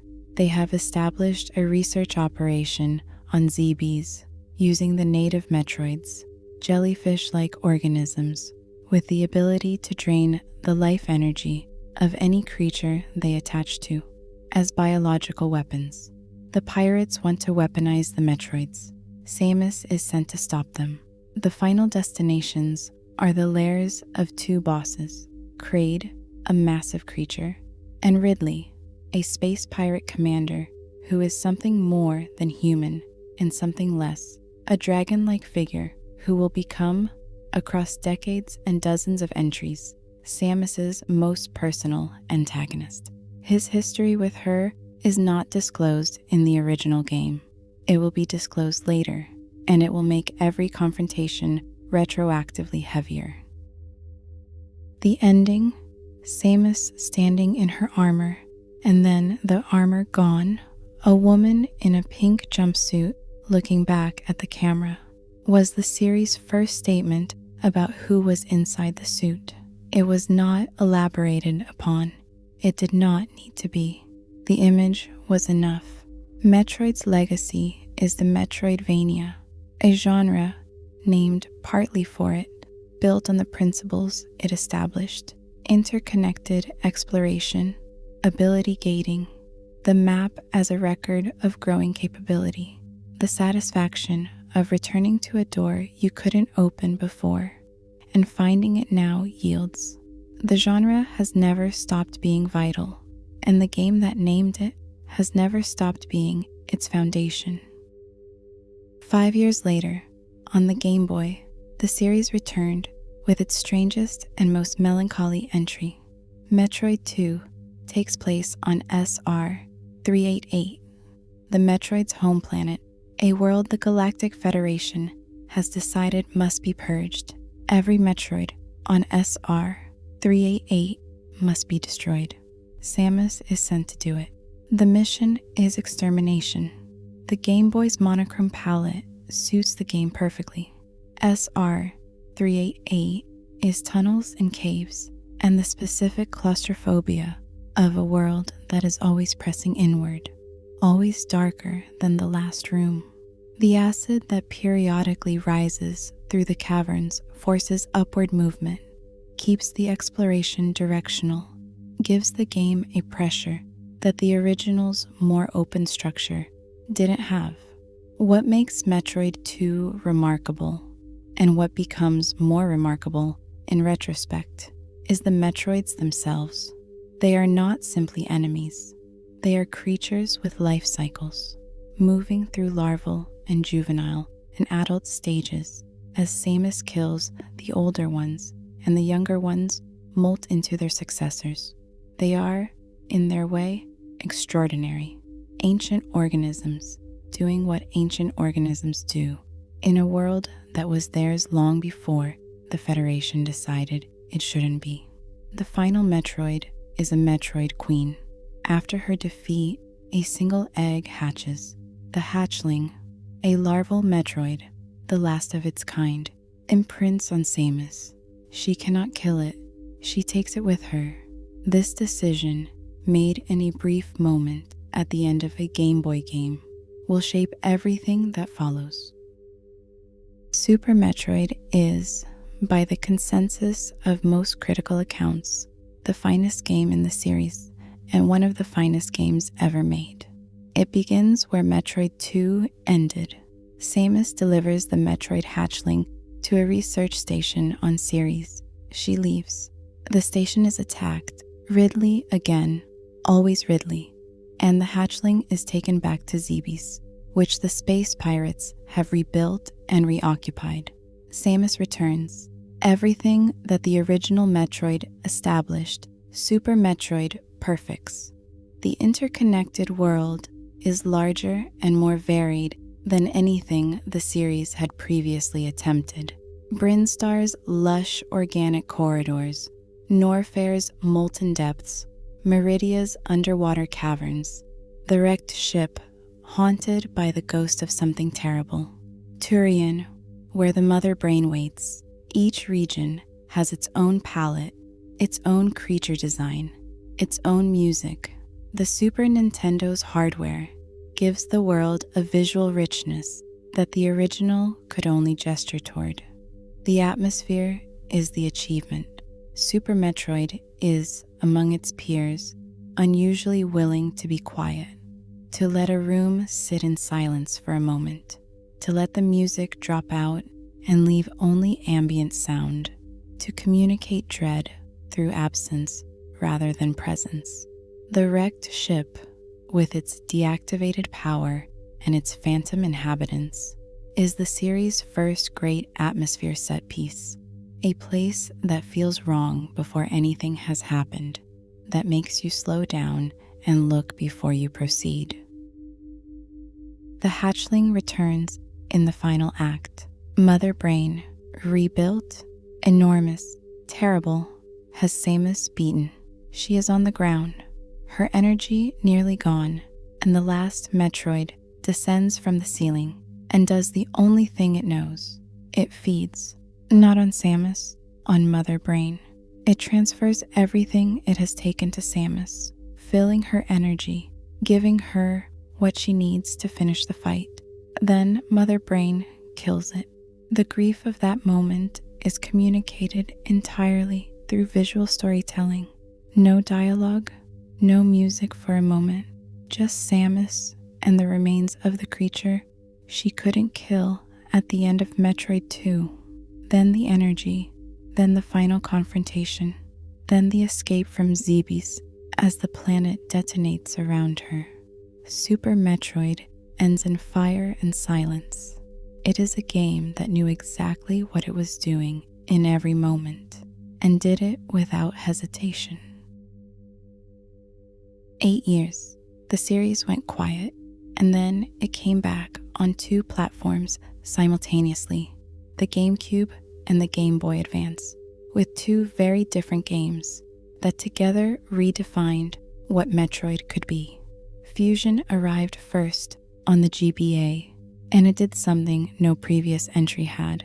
It gave Samus a voice, not a speaking voice. Her thoughts, rendered as first-person narration, appear in text boxes between sections. It is the first time the series has offered access to her interiority, and the access is disorienting in the way that getting something you've wanted for a long time is sometimes disorienting. She is sardonic.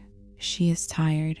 She is, underneath the professionalism, carrying things she does not set down easily. The premise: Samus has been infected by the X-parasite, an organism native to SR-388, which the Metroids had kept in check, which spread freely after she exterminated the Metroids in Metroid 2. The infection nearly killed her. She survived only because the baby's DNA, the hatchling's cellular material still present in her system from the energy transfer in Super Metroid, provided a vaccine. She is now part Metroid. She absorbed what the baby gave her more completely than anyone realized. The station she's investigating, the BSL research station, has been overrun by X. The X have also infected her suit, which the Federation removed to save her life. And the infected version of the suit, the SAX, stalks her through the station with her own abilities and weapons. Fighting yourself in a suit you cannot yet match is the series' most personal horror. Fusion is the most narratively direct Metroid game, the most willing to use its voice, its narration, to tell a story with explicit emotional content. Some players found this departure from the series' traditional silence jarring. Others found it revelatory. The first time Samus felt fully like a person, not just a shape moving through the world. The ending discloses something about the Federation that recontextualizes everything preceding it. Their reasons for wanting Samus and the X and the situation on the station were not entirely what they presented. The series' most trusted institution turns out to be compromised in ways that will resonate through later entries. Samus goes rogue. The station is destroyed. She escapes alone into a galaxy that may now consider her an enemy.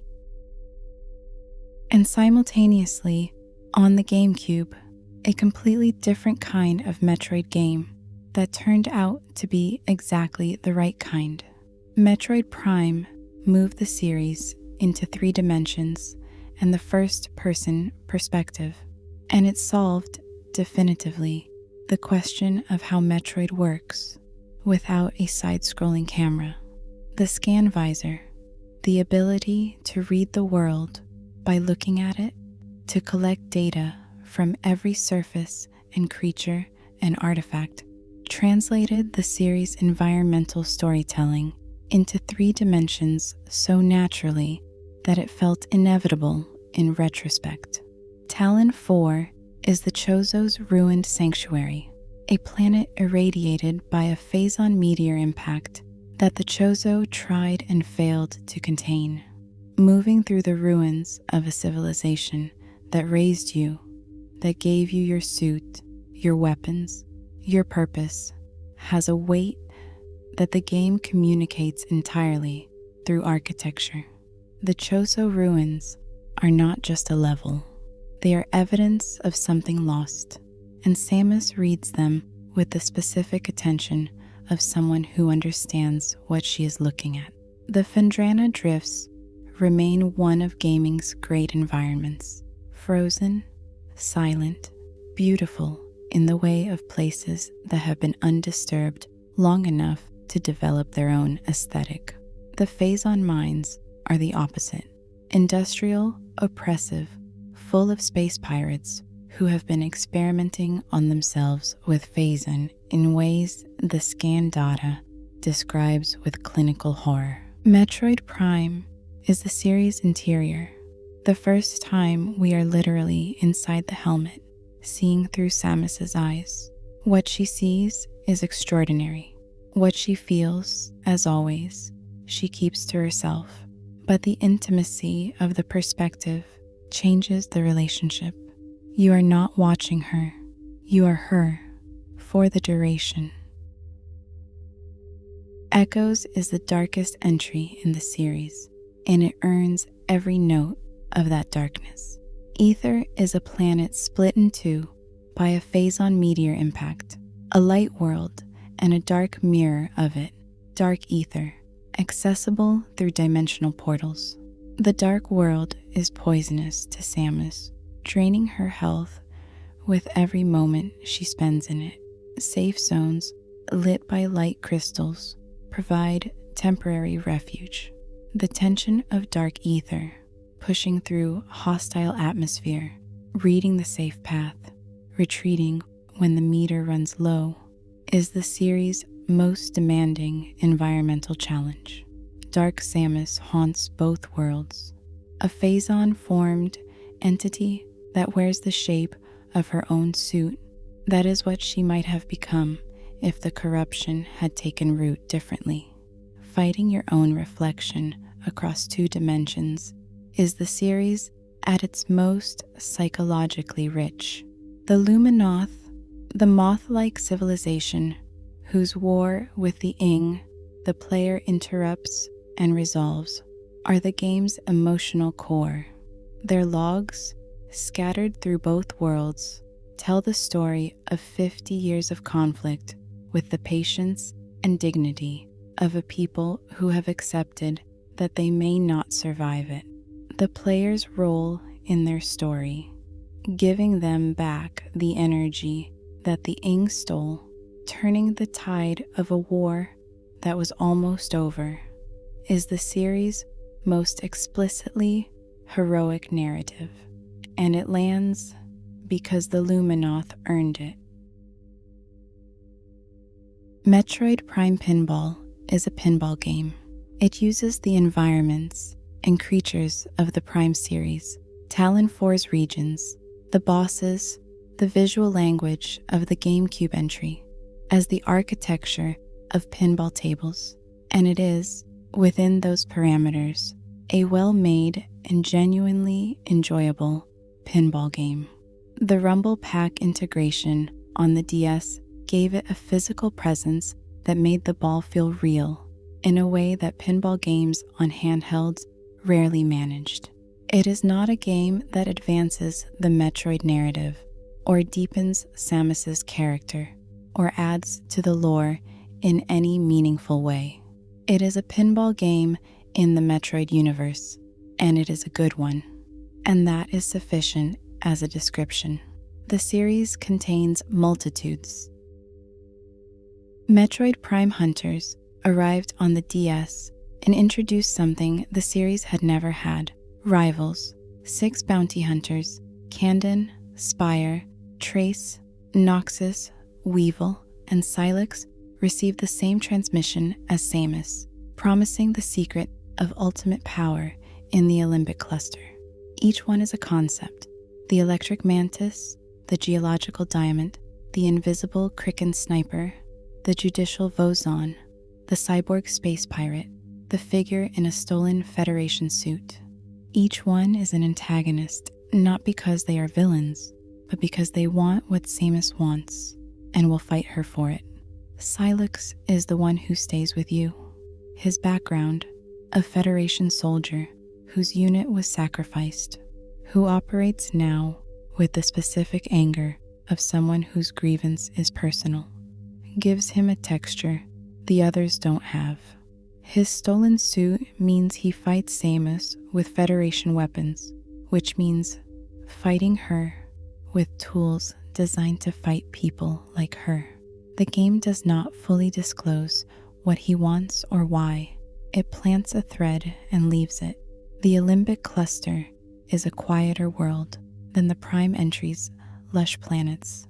The DS hardware creating environments that compensate with design what they cannot achieve in visual fidelity. The Alembics themselves, readable through the series' signature scan system, are one of the more affecting backstories in the franchise. A civilization that sought transcendence and found instead extinction. Their ruins are monuments to ambition that exceeded its means, which is a theme the series returns to repeatedly. The multiplayer, a full wireless competitive mode in 2006 on a handheld, genuinely well implemented, was Hunter's headline feature, and the reason many players bought it. The single player holds up on its own terms. Silex would return. The ending of Metroid Prime 3 shows a figure in shadows, watching. The thread is still unresolved as Hunter's ends. It will take nearly 20 years to follow it to its conclusion. Corruption made a decision that changed the texture of the entire Prime subseries. It gave Samus people to stand alongside. 3 other bounty hunters, Rundas, Gore, Gandrada, share the initial mission. They are given enough character to matter. Rundas is warm and competitive. Gore is mechanical and methodical. Gandrada is mercurial and playful. They are not deeply developed. They are present enough that when the Phazon corrupts them, one by one, the fights that follow carry genuine weight. Corruption is about what Phazon does to people who are given access to its power before it consumes them. The hyper mode, Samus channeling Phazon for devastating effect, is always available, always dangerous, always a negotiation between the power it offers and the corruption it accelerates. The game keeps this tension alive without making it punishing, understanding that the player needs to feel the temptation as well as the risk. The worlds are the series' most varied. Brio's geological record of a civilization destroyed by ideology, Elysia's skyborne research platforms maintained by the robotic Skytown, the pirate homeworld's brutal industrial grimness. Each world is a complete environment. Each world is also, through its scan data, a story. The Skytown robots logs, in particular, with their centuries of careful maintenance and their lonely pride in the work, are quietly one of the series' most affecting pieces of environmental writing. Corruption's ending. Phase destroyed. Dark Samus gone. The Phazon arc closed. Was designed as a conclusion. The final scene, with Samus escaping into open space, her corruption purged, feels like an ending that earned its finality. The series would rest for several years before returning. Metroid Other M is the series' most divisive entry, and the division is genuine and worth examining honestly. Developed by Team Ninja in collaboration with Nintendo, it moved the series to a third-person perspective and added something the series had never had: extended cutscenes, voice acting, a Samus who speaks at length about what she feels and thinks and remembers. After years of a protagonist defined by silence, Other M offered interiority, and the interiority it offered was, for many players, not the Samus they had understood her to be. The story takes place on the Bottle Ship, a derelict station, Ridley among its secrets, a cast of Federation soldiers Samus once served alongside. Adam Malkovich, her former commanding officer, is here. Their history, her affection for him, her deference to his authority, the specific weight of a relationship that shaped her early career, is the game's emotional focus. The controversy around Other M is, at its core, a controversy about who Samus is. Players who found her defined by competence and self-sufficiency found the Other M version deferential to Adam's authority, requiring permission to use abilities she already possessed, expressing her feelings in a register that felt at odds with the character they knew, difficult to reconcile with their understanding of her. Players who found her defined by her humanity, by the complexity of her past, by the relationships that shaped her before the games began, found in Other M a richness the series had not previously attempted. The game itself, its mechanics, its action sections, its boss fights, is well made. Team Ninja knew how to build an action game. The environments of the Bottle Ship are claustrophobic and purposeful. Ridley's appearance and Samus's response to it is the series' most explicit disclosure of their history. She was a child when he killed her parents, and the confrontation with him has never stopped being a confrontation with that child's memory. Other M is not a comfortable game. It is not always a successful one, but it is the entry that most seriously attempted to understand what is behind the visor, and the attempt, however contested, is worth acknowledging.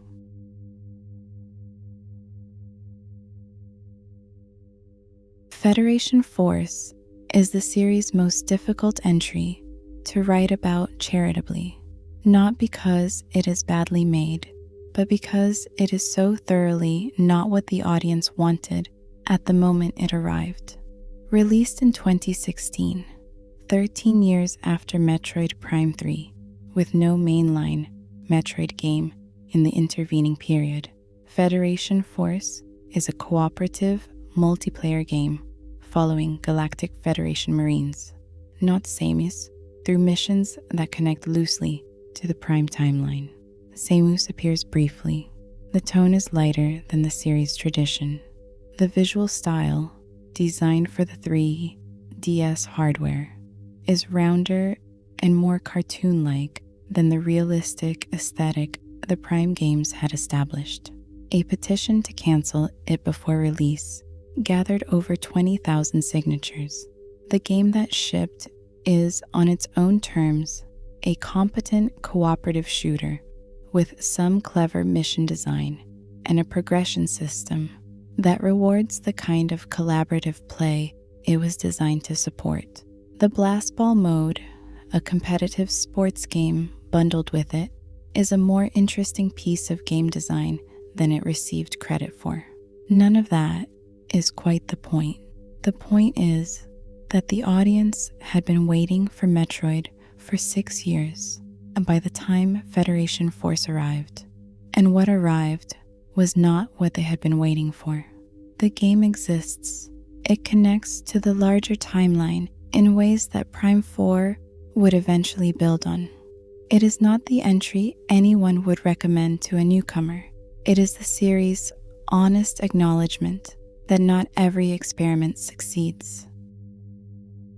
Metroid Dread arrived in 2021 and was, in the most fundamental sense, a gift, a 2D Metroid game, a proper, mainline 2D entry, the first since Fusion in 2002, developed by Mercury Steam, the team that had proven themselves on Samus Returns.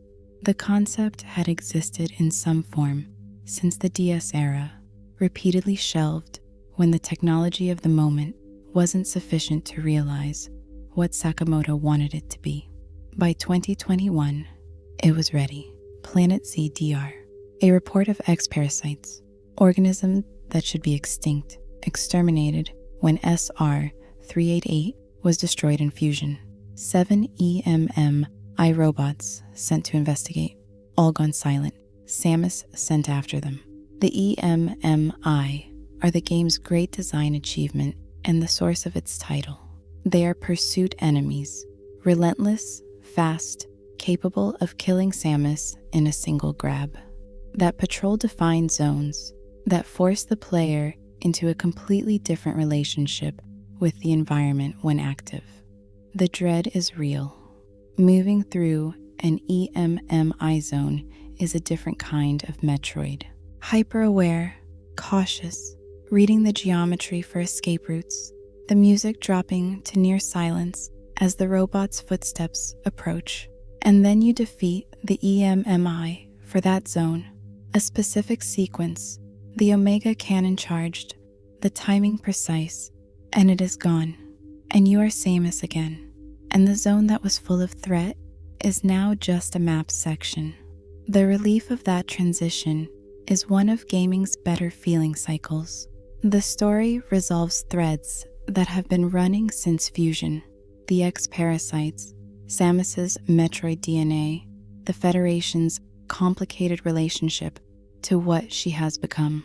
Ravenbeak, a Mockin Chozo, a warrior of the civilization that made Samus, whose plans for her were never what she believed, is the game's final revelation, and his defeat produces a transformation that the ending handles with the economy and the weight that the series at its best has always managed. Dread is the series in complete control of itself. It knows what it is. It knows what the audience needs from it. It delivers both without condescension and without nostalgia.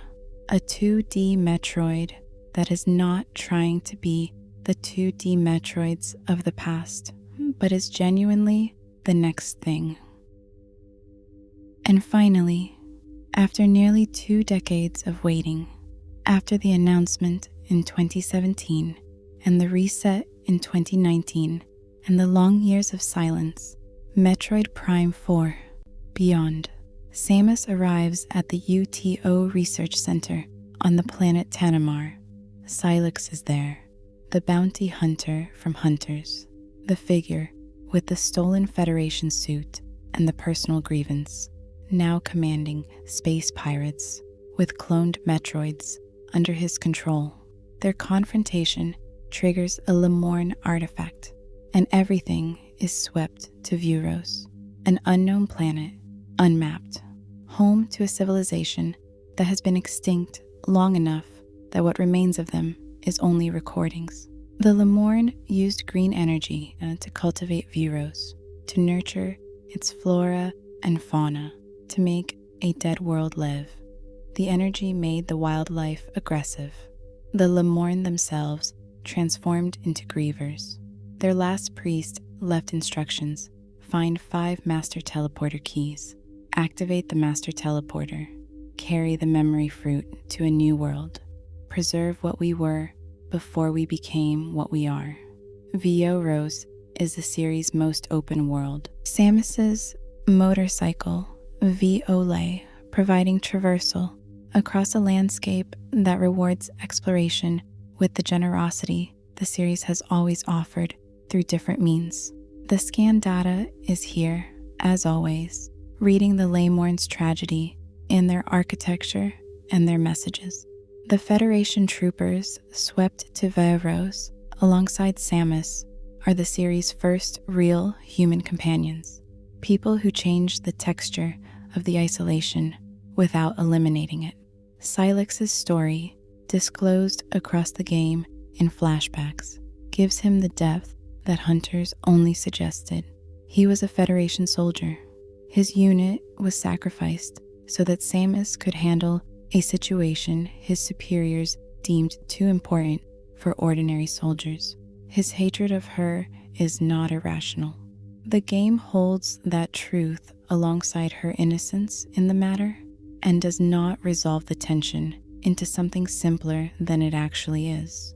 The ending is open in the way the series' endings tend to be. Samus escapes. The memory fruit is planted. Silex's fate is uncertain. The game is deliberately ambiguous about whether he survived. A secret ending shows a new planet, the seed growing, something beginning that the Lamorn did not live to see. Prime 4 was more divisive than any previous Prime entry. The open world structure, departing enough from the trilogy's tightly interconnected design to produce genuine disagreement about whether the departure served the series. The game is large and generous and visually extraordinary. Via Rose, as an environment, is one of the franchise's most affecting. A world that is its own monument to good intentions and their consequences. A place you move through carrying the weight of what it lost. The Metroid series has always been about that weight, about moving through the evidence of what was lost and doing what can still be done. The Metroid series is, across nearly 40 years and 15 entries, a series about one question asked in 100 different ways. What is Samus Aran? Not who. The franchise has been less interested in the biographical facts of her life than in the nature of what she is. A human raised by an alien civilization. A person whose suit has become, for most of her life, more present than her face. A warrior whose greatest victories are also often her greatest losses. The hatchling dead at the end of Super Metroid. The Metroids extinct at the end of Metroid 2 and Dread. Zebes detonated at the end of Super Metroid and Zero Mission both. She wins by destroying. The things she destroys were sometimes, in their way, hers. The silence that the series has mostly maintained around her interiority is not an absence. It is a choice, a decision to let the worlds she moves through do the emotional work that dialogue would do in a different kind of game. The Chozo ruins tell you something about her history. The hatchling sacrifice tells you something about what she is capable of feeling. The transformation at the end of Dread tells you something about what she is becoming. None of it is said directly. All of it is present. The worlds are her mirror. Zebes is the civilization that raised her, destroyed twice. SR388 is the planet of the creatures she was made to destroy. The bottle ship holds the ghost of a relationship that shaped her. Vuros holds the memory of a people who wanted to make something live and watched it become something else.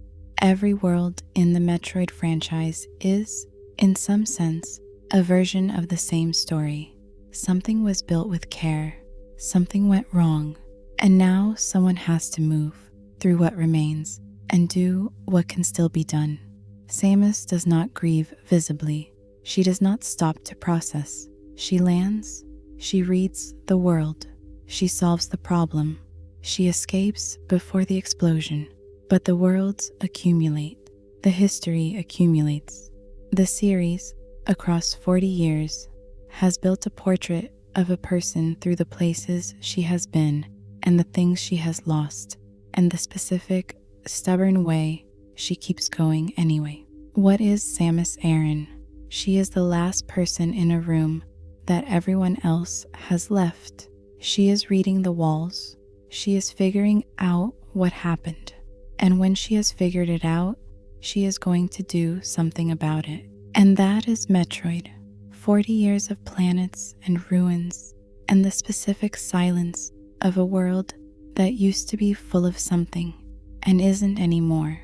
A woman in a suit moving through the evidence of civilizations that tried and failed and left their architecture behind. A franchise that has told the same story in 15 different ways and found something new in it each time. The series continues. There are threads unresolved, Silux perhaps, and whatever Raven Beak's defeat set in motion, and the specific nature of what Samus is becoming as the Metroid DNA settles deeper into her biology.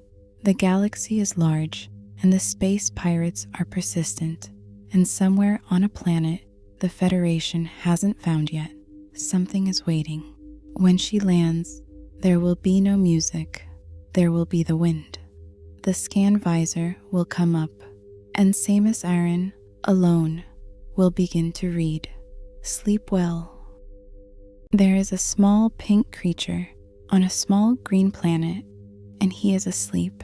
He sleeps a great deal, actually. He eats, and he sleeps, and occasionally he inhales something so large that it strains credibility, and he is, by every external measure, one of the most contented beings in the history of video games. His world is round and soft, and the colors are the colors of a child's drawing of paradise. Green hills and blue skies, and food everywhere. Always food, pies and tomatoes, and roast chickens, resting on the ground as if placed there by a world that wants him to be happy. And then something disturbs the peace. It always does. What is remarkable about Kirby? What has kept Nintendo's most approachable franchise vital across more than 30 years is the gap between what it appears to be and what it actually is. On the surface, a cheerful pink puffball bouncing through colorful worlds, inhaling enemies, copying their abilities, defeating whatever local threat has arisen this time. The surface is real. The games are genuinely, uncomplicatedly joyful in ways that very few things manage to be. But underneath that surface, across 3 decades of storytelling told in the gentlest possible register, the Kirby series has been building something stranger and darker and more ambitious than its pastel palette would suggest.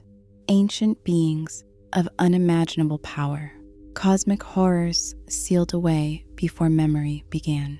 A universe that has come close to ending more times than anyone on Dreamland seems to have noticed, and at the center of it, a small pink creature who has never once seemed particularly worried about any of it.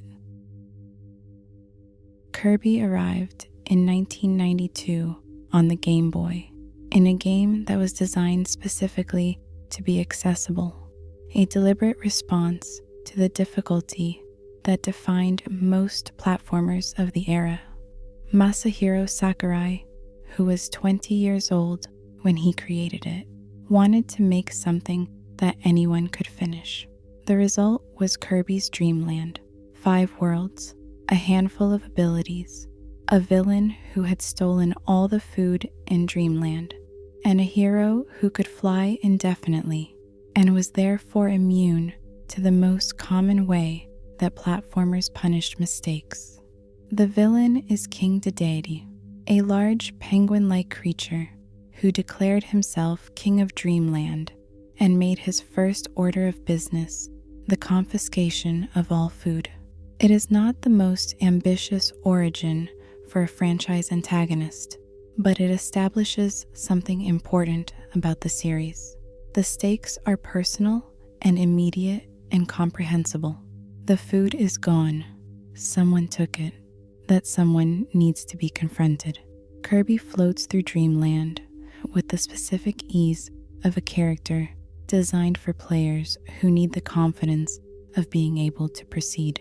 He can fly, he can inhale enemies and spit them out as projectiles. He is round and pink, and the game is short, and the ending is cheerful, and the whole thing takes about an hour. What Kirby's Dream Land established was not a complex mythology or a rich narrative. It established a feeling, the feeling of moving through a world that is fundamentally on your side, that wants you to succeed, that has built its difficulty around teaching rather than punishing, that treats the player with a warmth that the medium did not always extend to the people playing it. That feeling has never left the series, not across 30 years and dozens of entries. King Dedede, for his part, would return and return and return again, transformed over time from a simple food-stealing villain into one of gaming's most unexpectedly beloved recurring characters, an antagonist who is sometimes genuinely threatening, and more often, a large pompous bird who is nonetheless, underneath all of it, something like a friend. A year later on the Nintendo Entertainment System, everything that would define the series for decades arrived in a single game. Kirby's Adventure introduced the copyability, the mechanic that sits at the heart of almost everything the series has done since. By swallowing certain enemies, Kirby can absorb their power, become a swordsman, a fire breather, a spark-generating electrical hazard, an ice sculptor, a stone that falls from the sky. The ability transforms not just what Kirby can do, but who he appears to be. The hat changes, the expression changes, the whole visual language shifts to reflect the new power. It is a remarkably elegant design idea, and Adventure deploys it with the generosity of a game that wants you to try everything. There are 24 abilities in Adventure, each one with its own feel and its own applications, and the game builds its levels around the pleasure of switching between them, of finding the ability that makes this particular section feel exactly right. The story is larger than Dreamland's Nightmare, an entity of pure evil who was corrupting the Star Rod, the source of Dreamland's pleasant dreams, and whose defeat required Dedede to seal the pieces of the rod away, is the actual antagonist hiding behind Dedede's apparent villainy. When the truth is revealed, something clicks into place about the series. The things that look like antagonists are often not the real threat. The real threat is usually older and darker and considerably harder to see coming. Adventure is also, technically, an extraordinary achievement. Released near the end of the Nintendo Entertainment System's lifespan, it pushed the hardware in ways that made reviewers at the time do double takes. The colors alone were unprecedented on the platform. The animation smooth and expressive in ways the console was not supposed to be capable of. It was the NES showing what it could do when someone understood it completely. Kirby's Adventure is the template. Everything that followed it was built on what it established. Dreamland 3 arrived on the Super Nintendo in 1997, late in the console's life, and it was immediately distinctive, rendered in a watercolor aesthetic that looked unlike anything else on the platform, soft and painterly and deliberate. Every screen a picture that seemed to have been made by hand. The game is gentler than its predecessor, Kirby Superstar. Slower, more contemplative, built around a system of animal friends that Kirby could partner with to change how his abilities worked. Gooey, a friendly blob descended from the same ancient darkness that would become more significant in later entries, is here as a companion, wobbling alongside Kirby with an affection that the game renders as simply and warmly as everything else. The villain is dark matter, an entity of shadow and malice that has been possessing the inhabitants of Dreamland's world, drawing them into behavior they would not otherwise exhibit. Dark matter is the series' first genuinely unsettling antagonist, and what makes it unsettling is its nature. Not a creature with a goal, but a force of corruption, spreading because spreading is what it does. The people it touches are not evil, they are inhabited. The final boss, Zero, the core of dark matter, a large white sphere that bleeds red when damaged, that sheds an eye that pursues Kirby in the final phase, is the game's declaration that the cheerful surface has a basement. Zero is disturbing in a way that nothing in Dreamland's aesthetic prepares you for. It is also defeated because Kirby defeats things and the watercolor world goes back to being what it was. Dreamland 3 is a quiet game that is easy to overlook in the series' history, and it deserves more attention than it typically receives. It was the first entry to make the darkness explicit, and it did so with a visual language so gentle that the contrast is almost more unsettling than anything more direct could have been. Kirby Superstar, released a year before Dreamland 3. Despite appearing later in this account, a reminder that the series' release order does not follow a tidy progression, is the franchise at its most generous and its most purely fun. It is not one game but 8, a collection of modes ranging from a full platforming adventure to a racing game to an arena fighter to a short, brutal challenge called the Great Cave Offensive that hides hundreds of treasures across an enormous underground system and takes considerably longer than anything else in the package.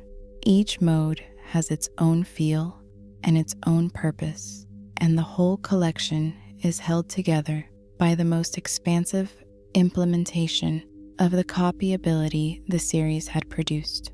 More abilities, more depth to each ability, the option to give a copy to a helper who fights alongside you.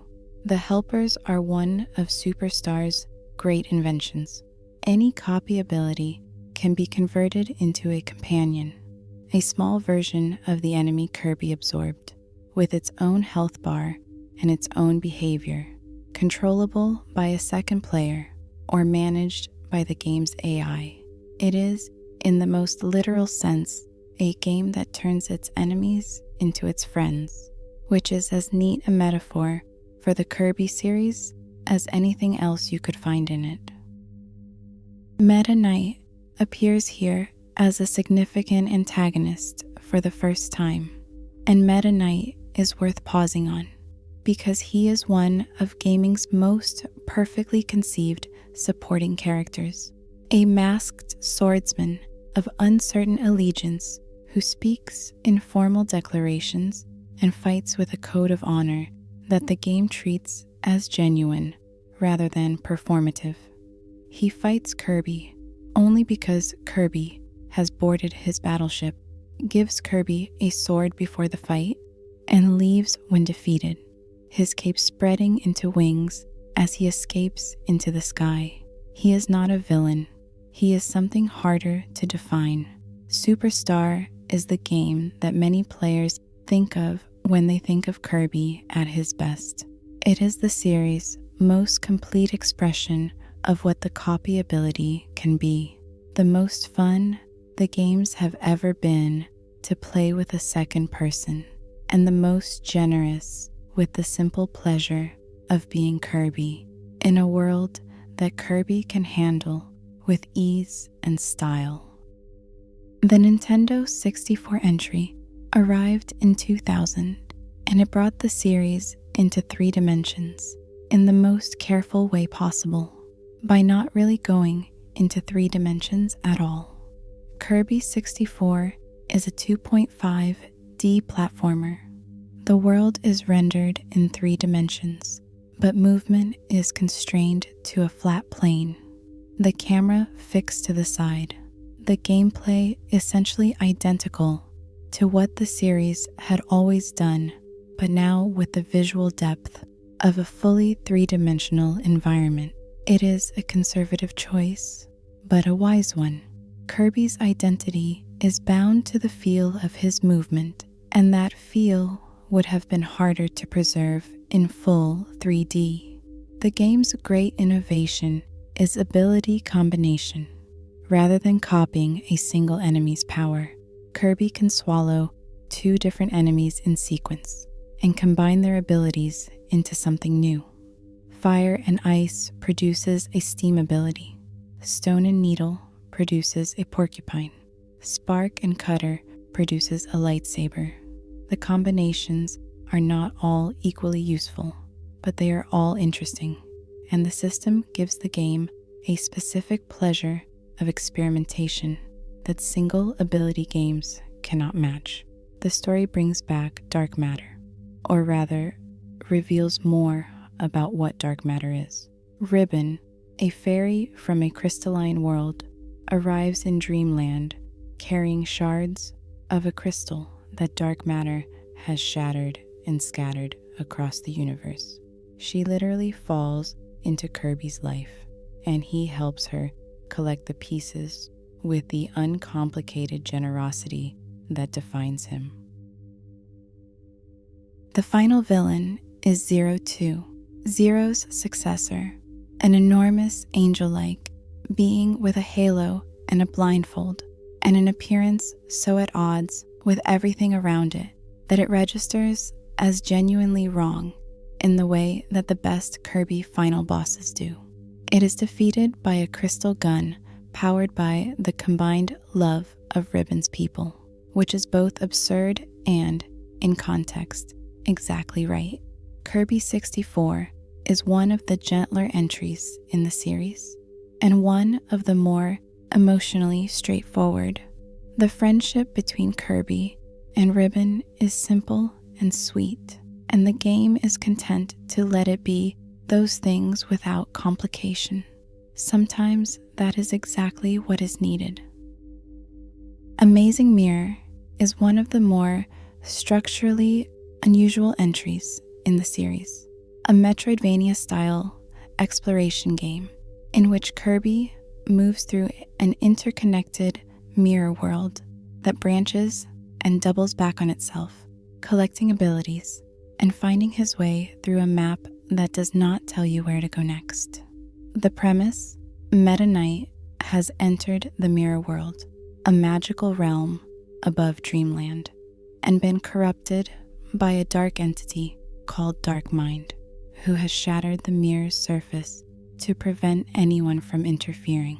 Kirby is split into 4 copies of himself at the game's start, each one initially alone, each one navigating the same world simultaneously. The 4 Kirby structure is the game's most interesting idea. Each copy can call the others via a cell phone, summoning them to their location, and the game is designed to be played cooperatively with up to 4 players all inhabiting the same world.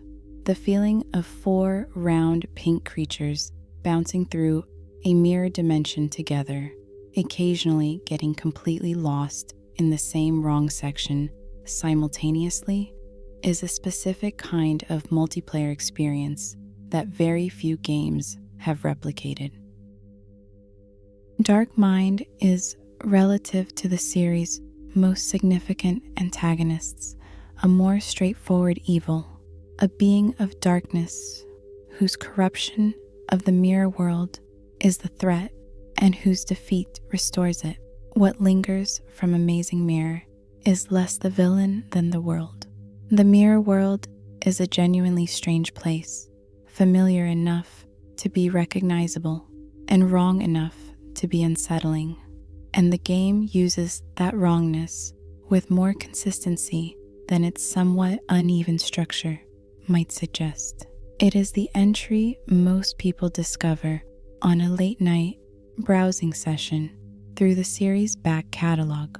Play for a couple of hours with increasing bewilderment about where they are supposed to go, and end up recommending to someone else anyway. There is something in it that rewards the confusion. After several years of entries that experimented with the series' structure and mechanics in varying directions, Return to Dreamland brought Kirby home, back to the core platformer feel of the classic entries, expanded and refined for the Wii, and built around 4-player co-op that made the familiar feel genuinely fresh. The setup: a spaceship crashes on Dreamland, and its pilot, a tall white alien named Megalore, asks Kirby and his friends to help him recover the pieces so he can return home. Kirby, Meta Knight, DDD, and Waddle Dee set off to collect them. What follows is the series' most polished expression of the classic formula up to that point. Generous with abilities, inventive with level design, consistently finding new applications for mechanics that had been part of the series for decades. The super abilities: enormous, screen-filling versions of standard powers that are used for specific set-piece sections, are the game's most memorable new addition, each one deployed with the timing of something that has been carefully considered. And then Megalore reveals that he wanted the ship's pieces for his own purposes, that the friendship and assistance he received from Kirby was obtained under false pretenses, that the warm and helpful alien was using them. He uses the power of the Master Crown, an artifact of terrible energy, to transform into something that the game then requires you to fight in a final sequence that is the series' most dramatically surprising to that point. The Master Crown's corruption of Megalore and Megalore's genuine remorse, expressed in a post-credits epilogue and acknowledged in the later games, is the series engaging, for the first time, with this degree of directness, with the question of what it means to be deceived by someone you helped. The answer the game gives is, you win anyway, because that is what Kirby does. And then you feel how you feel about it, which is complicated, and the game is comfortable, leaving you with that. Return to Dreamland Deluxe, the 2023 Nintendo Switch remake, added a full second campaign following Megalore's attempt at redemption. It is a generous addition and a fitting one. Epic Yarn arrived on the Wii in 2010 and announced itself immediately as something completely different. Kirby, rendered entirely in yarn and fabric and the specific textile textures of a handcrafted world, unable to inhale or copy abilities, moving through levels that were built from thread and buttons and zippers in a world that behaved like cloth. The game is the softest thing the series has ever produced. Not soft in the sense of easy, though it is very easy by design, death replaced by the loss of beads that can be recovered, but soft in the literal sense, in the texture of the visuals, in the way every surface yields slightly when touched, in the specific warmth of a world that looks like it was made by someone's hands. The story is small and personal. Kirby has been pulled into Patchland, a fabric world, by a sorcerer named Yin Yarn, who was disrupting the peace of Dreamland. Kirby befriends Prince Fluff, a yarn creature who becomes his companion across the game's length, and together they restore the 7 patches of Patchland. Epic Yarn is not, by most measures, a landmark entry in the series. It does not advance the mythology or deepen the lore or introduce mechanics that redefine what Kirby can be. What it does is demonstrate that the Kirby series can go further in the direction of warmth and accessibility than any other franchise, that it can make a game that a very young child and their parent can sit with together and find equally gentle and equally lovely, and that there is genuine value in that it is not a lesser achievement than any other kind of game. The ending, in which Kirby and Fluff say goodbye at the boundary between their worlds, is handled with the simplicity that the whole game employs. No dialogue, no score, just 2 friends at a doorway. It is, in its small way, exactly right. Planet Robobot is the series' sharpest game, not in the sense of difficulty, but in the sense of focus, of knowing exactly what it wants to be and achieving it with unusual precision. The setting, Dreamland, has been invaded and mechanized by the Haltman Works Company, a vast interstellar corporation that has arrived to analyze and replicate the planet's resources.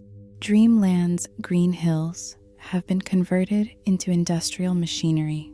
The sky is full of enormous mechanical structures. Everything organic has been encased in metal. Kirby acquires a mech suit, the Robobot armor, that can scan and copy the abilities of mechanical enemies, adding a layer of industrial power to his usual toolkit. The armor is enormous, and Kirby is small inside it, and the visual of a small pink creature piloting a machine that can punch through steel walls is one of the series' most purely satisfying images.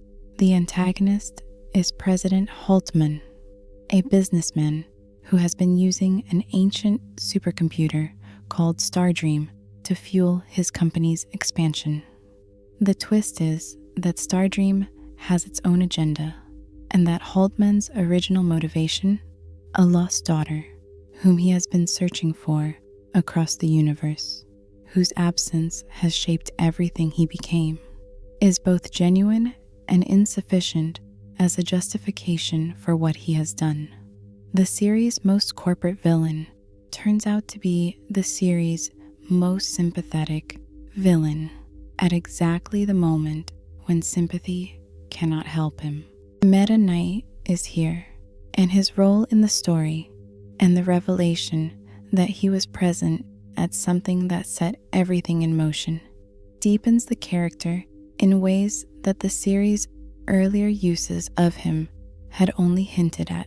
The final boss is a sequence that begins as an enormous mechanical space battle and ends in something so tonally surprising, so much quieter and stranger and sadder than anything that preceded it, that it has become one of the series' most discussed moments.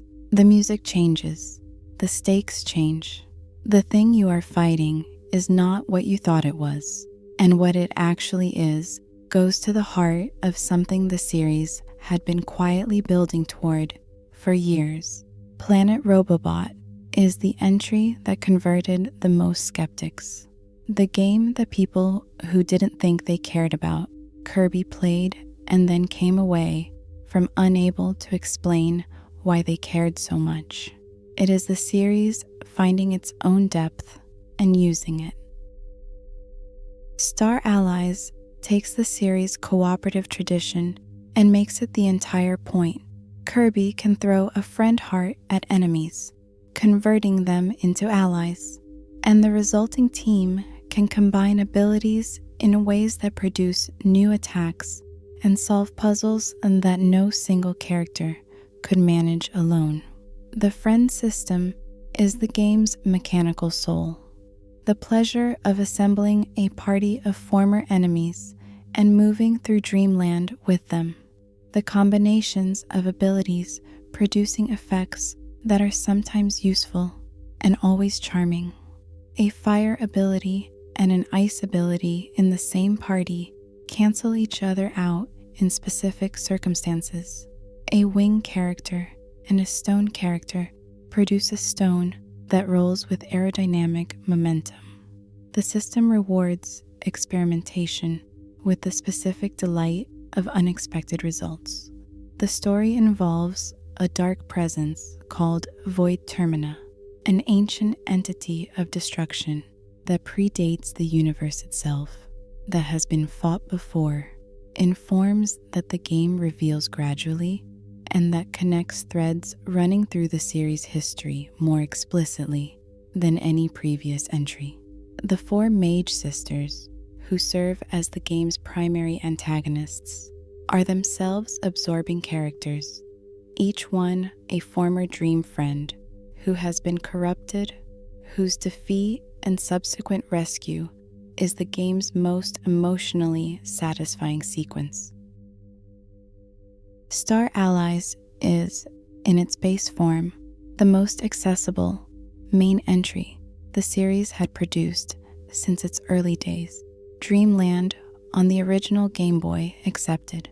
The inclusion of wave updates that added playable characters, including series veterans whose return was received with genuine excitement, expanded the game considerably after launch and addressed the main criticism of the original release, which was that the experience was over too quickly. The final revelation about Void Termina, about what it actually is, and what the friend hearts that power the game's core mechanic actually represent in the context of the mythology, is the series' most ambitious lore statement, and the one that makes Star Allies feel, in retrospect, essential rather than supplementary.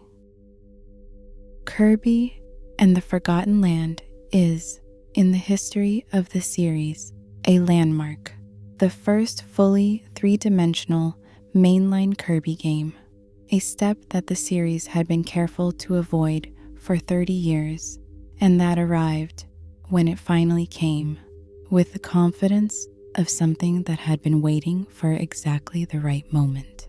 The setting is the Forgotten Land, a post-apocalyptic world that was once a civilization like our own, now reclaimed by nature. Its shopping malls and its highways and its amusement parks overgrown with vines and inhabited by animals who have formed their own societies in the ruins. The aesthetic is extraordinary, the specific uncanny beauty of abandoned human places being slowly absorbed by the natural world, rendered with warmth rather than horror, shot through with the melancholy of something that existed and is now only evidence. Kirby arrives in this world following a vortex that pulls Dreamland's Waddle Dees into it. He and Elfilin, a small creature native to the Forgotten Land, gentle and curious, immediately trusting, set off to rescue them. The mouthful mode is the game's most distinctive new mechanic. Rather than copying abilities, Kirby stretches his mouth around objects too large to swallow, cars, vending machines, staircases, and takes on their properties. It is visually absurd in a way that the game commits to completely, and in the commitment, it finds a specific comedy that the series had always had, but had rarely foregrounded quite so deliberately. The villain is Leongar, a lion who leads the Beast Pack, and who is, as the game eventually discloses, himself a victim, controlled by a deeper power called Fecto Elfilis, an entity of immense destructive potential. that was being studied in the Forgotten Lands laboratories before the civilization fell. Elfelion is half of this entity, the gentle half separated from its destructive counterpart, and the game's central relationship between Kirby and Elfelion, between the gentle half and the creature that loves him, is what gives the cosmic horror a personal scale. The finale involves the destruction of an entire planet. It is handled with Kirby's characteristic lightness, the scale enormous, the emotional register warm, the ending genuinely hopeful, and it is exactly the right way to handle it. The Forgotten Land is a world that ended. The Forgotten Land can also be, the game insists, a world that begins again. It is the most technically ambitious Kirby game ever made, and in its quieter moments, Kirby and Elfelion moving through the ruins of a civilization that forgot to notice it was running out of time. One of its most genuinely affecting. The Kirby series is, in its way, the most quietly radical franchise Nintendo has ever published. It is radical not in its themes, which are, on the surface, among the gentlest in gaming, but in its insistence that gentleness is not the same as shallowness, that a game can be designed for everyone and still be about something, that the most accessible entry point to a medium does not have to be the most empty one. What runs underneath all of it, the watercolor worlds and the copy abilities and the cheerful music and the food everywhere, is a series of stories about a very small being confronting forces of almost incomprehensible scale and winning, not through power alone, but through something the games consistently suggest is more important than power: the capacity to absorb what the world offers, to find allies in former enemies, to meet darkness with a warmth that the darkness was not prepared for. Kirby does not defeat his enemies through hatred or anger or the specific aggressive energy that most action games run on. He inhales them. He learns from them. He sometimes literally turns them into friends. The friend hearts of star allies are the mechanic made explicit, the suggestion that the series' central action is not consumption, but connection, that taking something in and making it part of yourself is an act of love as much as an act of power. The darkness underneath, zero and dark matter and void termina, and the ancient horrors that predate the universe is not incidental to this. It is the thing that makes the warmth meaningful. A world without darkness does not need warmth. The Kirby series keeps finding new cosmic threats, new ancient evils, new things that should, by any reasonable measure, be beyond the capacity of a small pink creature to address. And it keeps having Kirby address them in exactly the way he addresses everything, by going forward, by being himself, by meeting the abyss with an expression of uncomplicated determination and a mouth that can fit anything inside it. The abyss consistently blinks first, and that is Kirby. 30 years of green hills and copy abilities and ancient horrors sealed beneath the cheerful surface of a planet that just wants everyone to be fed and rested and happy. A small pink creature who has saved the universe more times than anyone in Dreamland appears to have noticed, and who has never once seemed to think that this was anything other than a normal thing to spend an afternoon doing.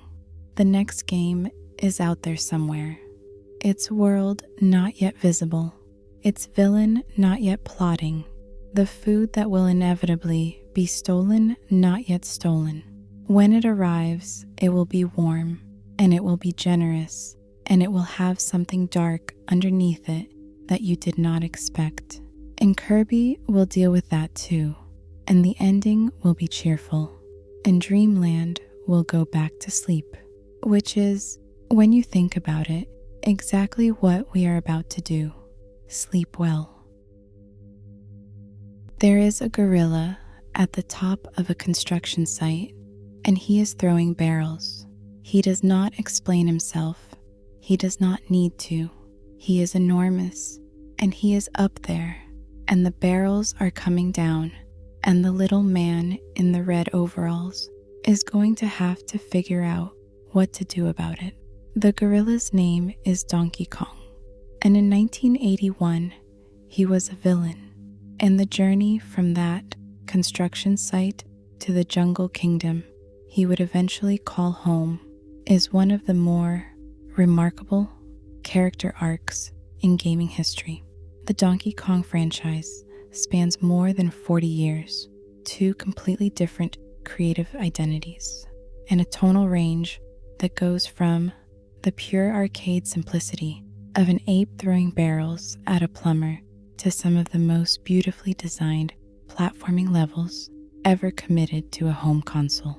It is a series that reinvented itself so thoroughly in the early 1990s that the original games and the later ones barely seem related, and yet there is a thread running through all of it, a personality that persists across the reinvention. That personality is warmth. The Donkey Kong franchise, in every form it has taken, has been a fundamentally warm series. The arcade games have the warmth of a cabinet in a corner of a pizza restaurant, lit up and waiting. The country games have the warmth of a jungle, rendered so vividly that you can almost feel the humidity. The modern entries have the warmth of something that knows its own history and is happy to be what it is. Tonight, we're going to walk through all of it, from the construction site to the banana horde to the furthest reaches of the Kong Island and beyond. We're going to follow the gorilla from villain to hero to king of one of gaming's most distinctive fictional kingdoms. If you enjoy these style of sleepy gaming breakdown videos, please feel free to like and subscribe to the channel, but only if you genuinely enjoy what we do here. Leave a comment telling us where you're listening from and what time it is, because somehow it's always the middle of the night for someone. The channel is also over on Spotify if you'd rather drift off with just your ears, with the first link in the description. And if you happen to be listening on Spotify itself, please leave a 5-star rating on our channel. If you also enjoy what we do here, get yourself in a restful position and watch out for the barrels. The original Donkey Kong is not a Donkey Kong game in any sense the later franchise would recognize. It is a Mario game or a Jumpman game, since he did not yet have a name. And Donkey Kong is its antagonist, its obstacle, the thing at the top of the screen making the protagonist's life difficult. Miyamoto designed it around a simple escalation. Jumpman climbs, Donkey Kong throws barrels. The barrels must be jumped. Survive long enough, climb high enough, rescue the captive Pauline, and the stage ends. Then it begins again, harder. The simplicity is the point. The barrel is the whole game, and the whole game is the barrel, and the barrel is enough. What Donkey Kong communicated, the specific personality of the gorilla at the top of the screen, is harder to articulate but present from the first moment. He is not malicious. He is not threatening in the way that later video game antagonists would be threatening. He is somehow playful. The barrels are thrown with the energy of someone having fun. He beats his chest.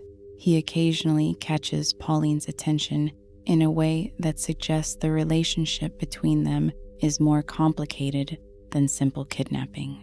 He is large and chaotic and almost endearing, and the game understands this about him. The 4 stages, the girder level, the conveyor level, the elevator level, the rivet level, each have their own mechanical vocabulary, each building on the simple grammar of the jump in different ways. The rivet level ends with Donkey Kong falling, the rivets that supported the girder removed by Jumpman, a plummet that the game treats as defeat, but that carries, if you're watching closely, a faint note of slapstick rather than tragedy. He is fine. He is always fine. He will be back. Donkey Kong was one of the most successful arcade games of its era, the game that established Nintendo's presence in the North American market, that funded the development of everything that followed. It is the foundation of everything. A year later, the sequel reversed the dynamic entirely. Donkey Kong Jr., a baby ape, the son of the original, round and small and determined, is the protagonist. Mario, who captured Donkey Kong at the end of the first game, is now the antagonist, a jailer, keeping the elder Kong in a cage, the son trying to free him. It is the series' first genuinely surprising narrative decision, and it is a good one. The role reversal, giving the sequel a reason to exist beyond simply being harder. The gameplay moves away from the barrel jumping of the original toward vine climbing and falling. Junior grabs vines and fruit, and the specific physics of his descent when he releases them creates a different kind of challenge from his father's game. The controls are less immediately intuitive than the original's clean jump, which made Junior a harder sell in the arcades, but the design is genuinely inventive. The image of baby DK, chubby, earnest, going after his father with the specific determination of someone who is too young to know that this is supposed to be hard, is the first hint that the Donkey Kong franchise was going to be about family. Not in a complex way, not yet, but the instinct is there. Mario as villain is an image the series has not revisited often, and not at all in the franchise's later, warmer incarnation, but it is historically significant. The moment when the series understood that its characters could swap roles, that the interesting thing about these figures was not their fixed positions, but their relationships. Donkey Kong 3 is the franchise's strangest entry and its most honest dead end. Stanley the Bugman, not Jumpman, not Junior, a new protagonist entirely, is trying to protect his greenhouse from an insect infestation that Donkey Kong has, for reasons the game does not explain, stirred up from his position in the trees above. Stanley fights the insects with a bug spray. He also sprays Donkey Kong himself, pushing him upward toward a beehive that will sting him back down. It is not a bad game. The insect swarms require genuine attention. The spray mechanic has its own feel. The stages build in complexity, but it is not recognizably a Donkey Kong game in any sense that the word would come to mean. It is an arcade game that borrowed the character's name and his physical presence without any of the personality that the first 2 games had accidentally established. Donkey Kong 3 did not do well in arcades. The franchise took a long pause after it. When DK returned, it would be in a completely different form, on a completely different platform, made by a completely different team. And the reinvention would be so complete that the arcade trilogy would seem, in retrospect, like the prehistory of a character who had not yet become himself. In 1994, Rare, a British developer, with a reputation for technical innovation, released Donkey Kong Country on the Super Nintendo, and the franchise became something entirely new. The most immediate thing about DK Country is the way it looks. Using pre-rendered 3D graphics, models rendered on Silicon graphics workstations, and converted to SNES sprites, the game achieved a visual style that the platform was not supposed to be capable of. DK and his nephew Diddy moved through jungles and caves and factories and galleons that look, by the standards of 1994, extraordinary. The screen capture on the box seemed like a lie. It was not a lie, but the visuals were in service of something more important: the feel. Donkey Kong Country feels, in its movement, like nothing else on the SNES.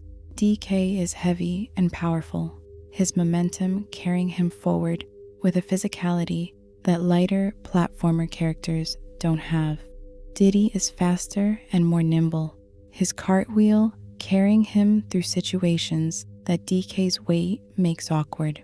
The tag team system, each hit sending one Kong into a barrel to be retrieved later, the surviving Kong continuing alone until they can free their partner, creates a resource management layer that gives lives genuine meaning without making them punishing.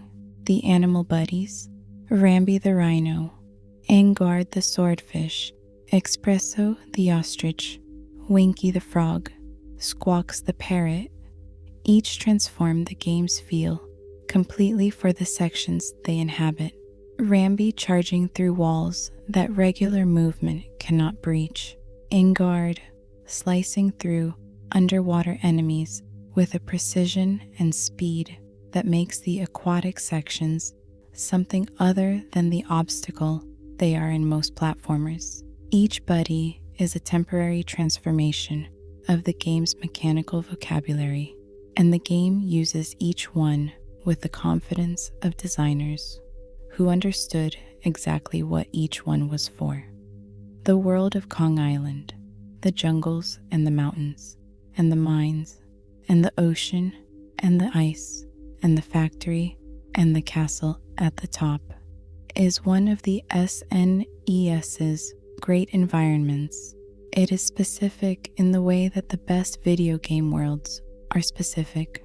You could describe it to someone who had never played it, and they would understand the texture of the place. The banana horde, stolen by King K. Rool and his Kremlings, is the inciting incident, and it is exactly the right inciting incident for this character. Personal, immediate, the kind of grievance that a large gorilla would take personally. David Wise's soundtrack is the game's other great achievement.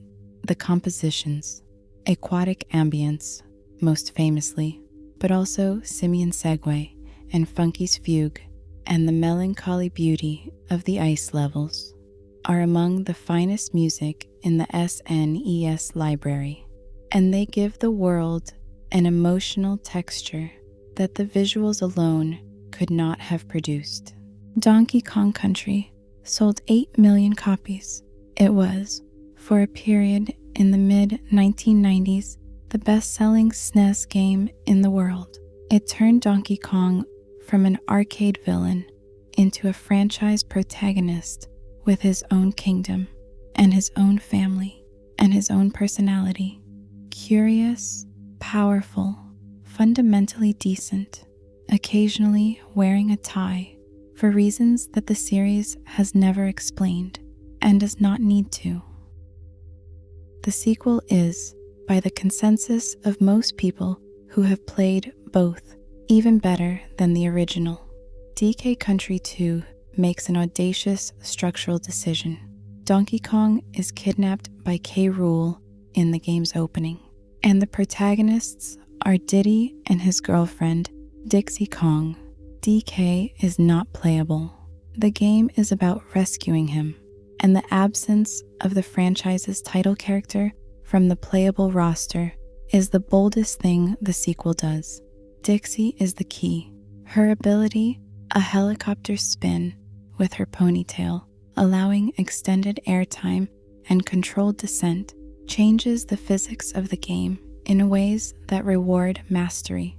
The combination of Diddy's speed and Dixie's float creates a movement system more nuanced than the originals, and the levels are designed around the specific pleasures that system produces. The world is Crocodile Isle, K. Rool's ship and the island beneath it, a map of pirate-themed environments that is darker and stranger than Kong Island. Gangplank Galleon is the entry point. Kremke's haunted shipwreck sections have a specific atmosphere that DK1 never approached.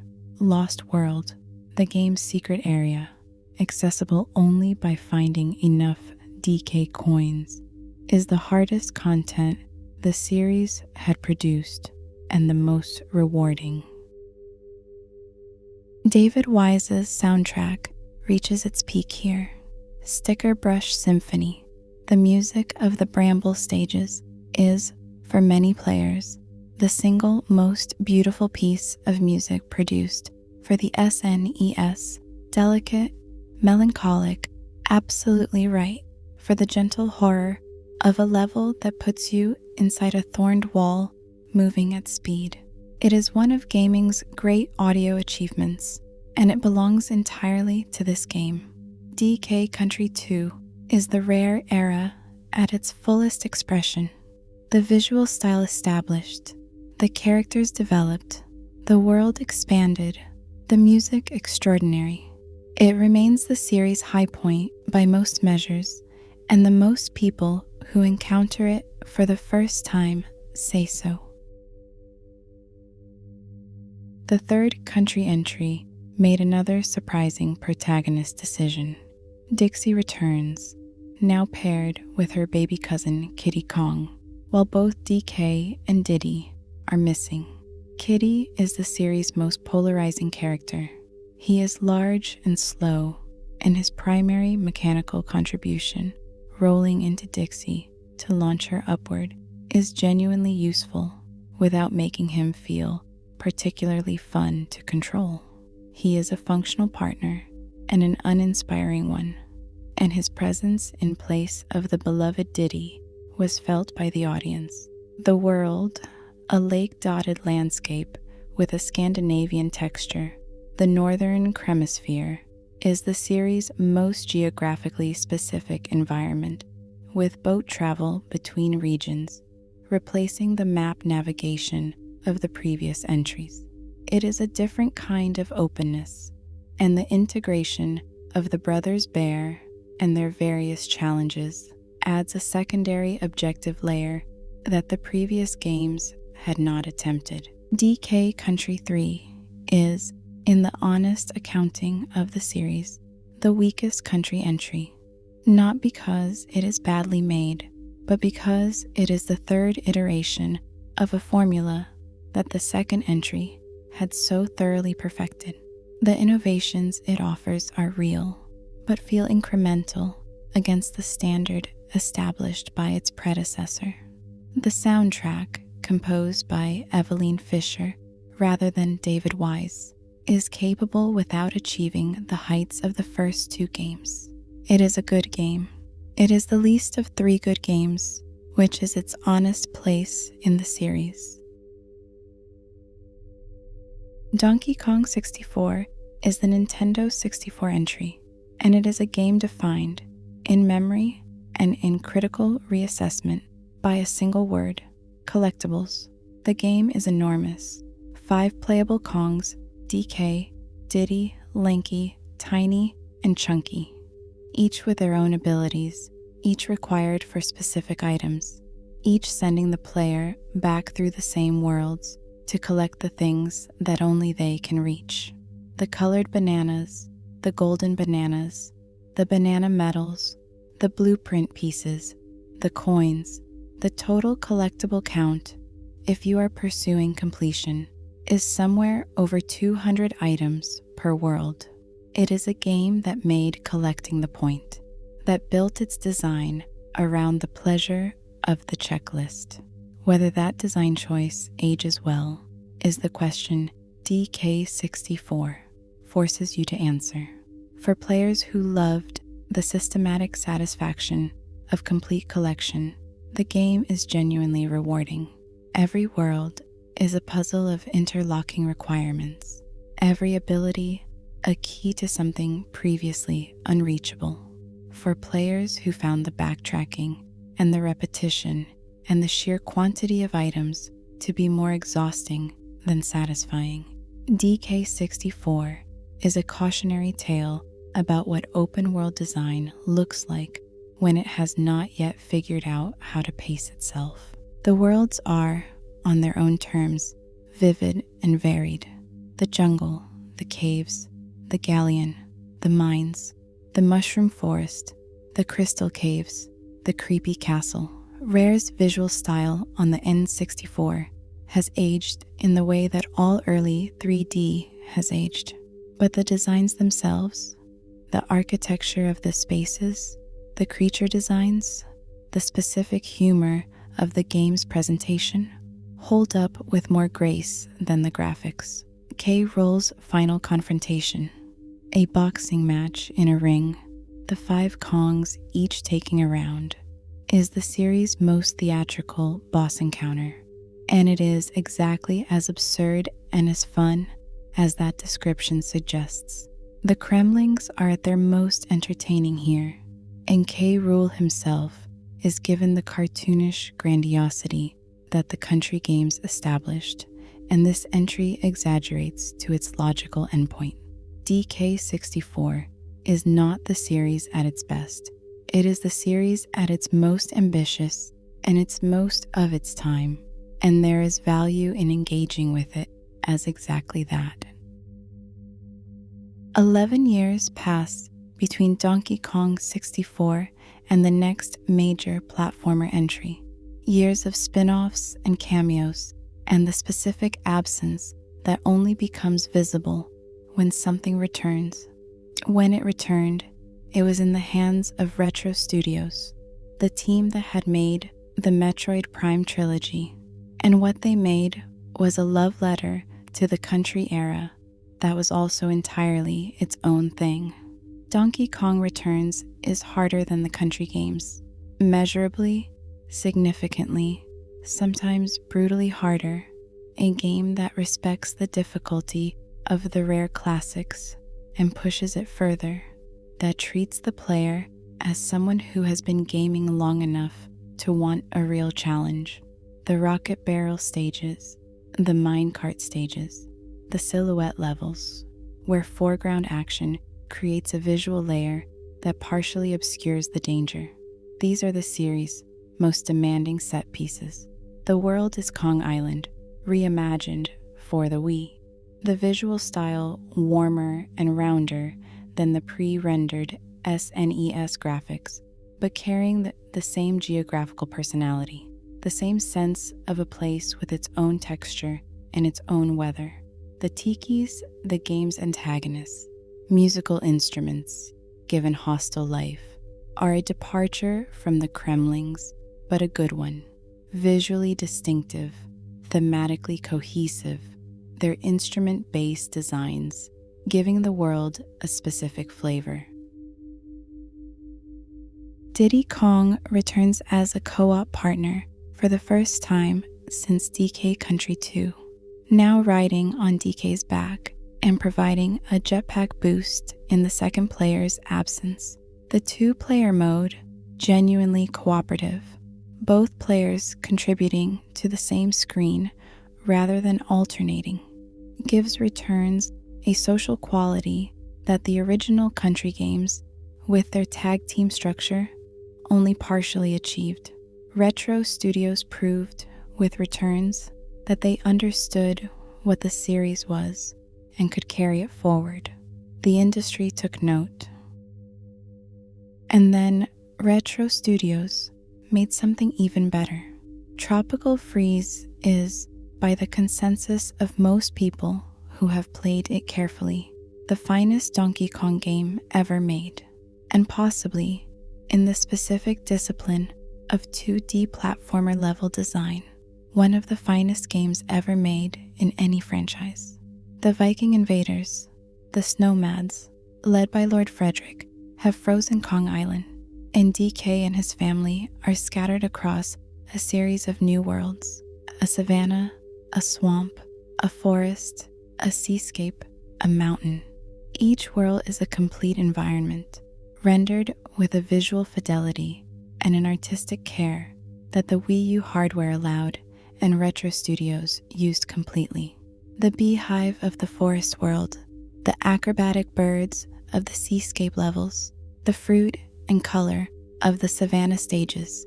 Tropical Freeze is one of the most visually beautiful games Nintendo has published. The returning Kongs, Diddy, Dixie, and Cranky each contribute a specific ability as a second character.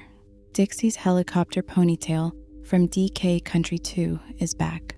Cranky pogo bounces on his cane, Scrooge McDuck style, allowing him to traverse spiked surfaces.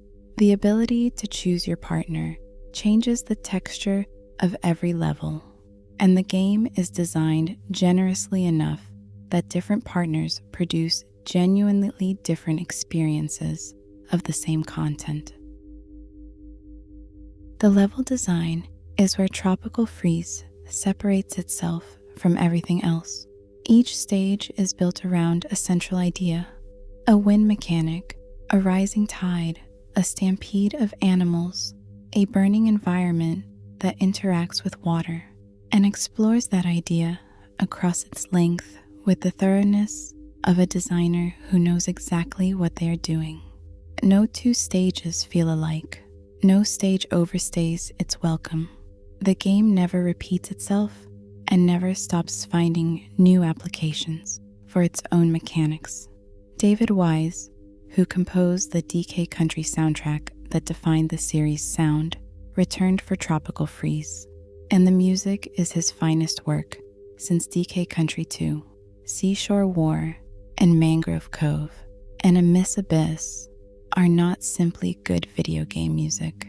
They are pieces of music that would be at home in any context, that communicate the specific mood of their levels with a precision that few composers achieve. Tropical Freeze is a masterpiece. It is the series at its absolute best, and it arrived quietly on the Wii U and was discovered slowly across the years since. A game whose reputation has only grown as more people have found it. 11 years after Tropical Freeze. 11 years that felt, for Donkey Kong fans, very long indeed. Donkey Kong Bonanza arrived on the Nintendo Switch 2 as the console's flagship launch title and the series' most significant entry since the Rare era. The setup is immediately classic. Golden bananas discovered on Ingot Isle, a villainous group of primates called Void Company swooping in to steal them. DK caught in a vortex and swept underground. What he finds down there is not a cave system, but an entire underground world, layered, vast, each stratum its own environment with its own geography and its own inhabitants, going deeper and deeper toward the planetary core. The companion is the game's great surprise. Pauline, the woman from the original Donkey Kong arcade game, the one DK was originally accused of kidnapping in 1981, is here as a teenager, swept underground alongside him, and the partnership between them is Bonanza's warmest element. Their dynamic inverts the original arcade relationship with a lightness that the game wears effortlessly. The enormous gorilla and the resourceful young woman making their way through the dark together, her voice abilities complementing his physical strength, neither one quite able to manage without the other. The central mechanic is destruction. DK can punch, smash, tear, and excavate almost any surface in the game. Voxel technology powering environments that yield to his strength in real time, tunnels carved through solid rock, terrain reshaped as a tool. It is the series' most physically expressive mechanic since the Country games established what DK's momentum should feel like, and it produces a specific satisfaction. The world is not fixed, the path is not predetermined, and the gorilla's fists are the answer to problems that other games would solve with keys and switches. The layers of the underground world, Ingot Isle giving way to lagoon and forest and canyon, and deeper and stranger environments as the descent continues, are Bonanza's answer to the Country game's memorable world maps. Each layer is a complete environment with its own visual language, its own creatures, its own secrets exploitable through the destruction mechanic in ways that reward experimentation. The voxel technology that drove the game from Switch to Switch 2 during development earns its demands on the hardware. Critics received Bonanza as the Switch 2's killer app, the game that demonstrated what the new hardware could do and gave players a reason to be there for it. The camera and occasional frame rate issues were the noted criticisms, familiar caveats for a game pushing its platform hard at launch. The gameplay, the world, the story, the warmth of the DK and Pauline partnership, these were the things that resonated. DK Island and Emerald Rush DLC arrived later in 2025, adding further content and returning to the surface world for the first time in the base game's underground-focused adventure. The series, after 11 years of quiet, had found its next voice, and that voice turned out to be the sound of a gorilla punching through solid rock toward the center of the earth with a teenager on his back giving directions. The Donkey Kong franchise is, across 40 years, a story about a character finding himself. The arcade Donkey Kong is not really a character at all. He is a function, the obstacle, the antagonist, the thing at the top of the screen. His personality is gestural, the chest beat, the barrel throw, the fall. But even in that gestural existence, there is something, a playfulness, a physicality, an energy that reads as personality, even when it hasn't been designed as one. The Country era gave DK a world, and the world gave him a self. Kong Island is not a generic game world. It is a specific place with specific geography and specific inhabitants and a specific feel. The jungle's warm and the caves dark, and the ocean levels something close to sublime. DK moves through it as someone who belongs there, who knows it, who has a stake in it. The banana hoard is not just a MacGuffin, it is his. Its theft is personal. The family that grew around him across the Country games, Diddy the nephew, Dixie the girlfriend, Funky the cool uncle, Cranky the irascible grandfather, Lanky and Chunky and Tiny, is the most fully developed extended family in platforming games.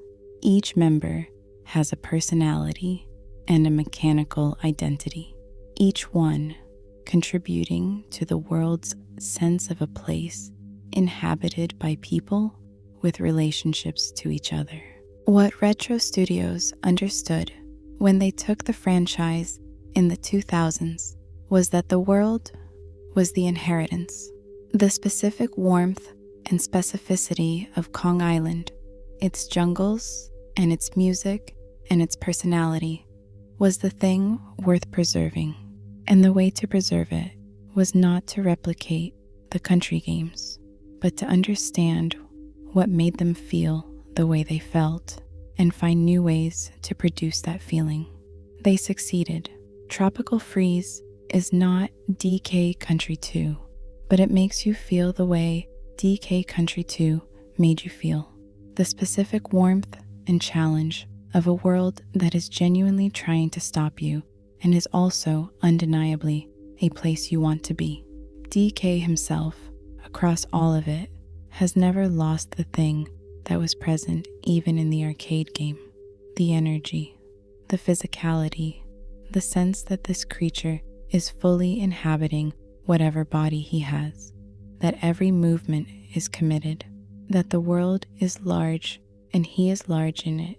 He went from villain to hero without losing what made him interesting as a villain. The scale, the presence, the specific kind of power that suggests a creature who has never had to think very hard about obstacles, because obstacles tend to move when they see him coming. He is a gorilla who wears a tie and lives on an island with his family and protects a horde of bananas that is, by any reasonable accounting, more bananas than anyone needs. He is one of gaming's great characters. The tie is never explained. The tie doesn't need to be. And that is Donkey Kong. 40 years, a construction site in 1981, and an underground world in 2025, and everything in between. The arcade villain, and the country hero, and the 64 collector, and the retro studio's masterpiece. A gorilla who started as an obstacle and became a protagonist and eventually became a king of one of gaming's most distinctive and most warmly remembered fictional kingdoms. The next game is somewhere ahead, its world not yet visible, its Kremlings or its nomads or its new antagonists not yet designed, its level designer not yet sitting down to figure out what a wind mechanic and a rising tide can produce when combined in exactly the right way. Whatever it is, it will have that warmth. The franchise has never lost it. The jungle will be green, and the music will be right, and somewhere, in the trees or deep underground, punching through the earth towards something that stole his bananas, a large gorilla in a red tie will be preparing to do something about it. Sleep well.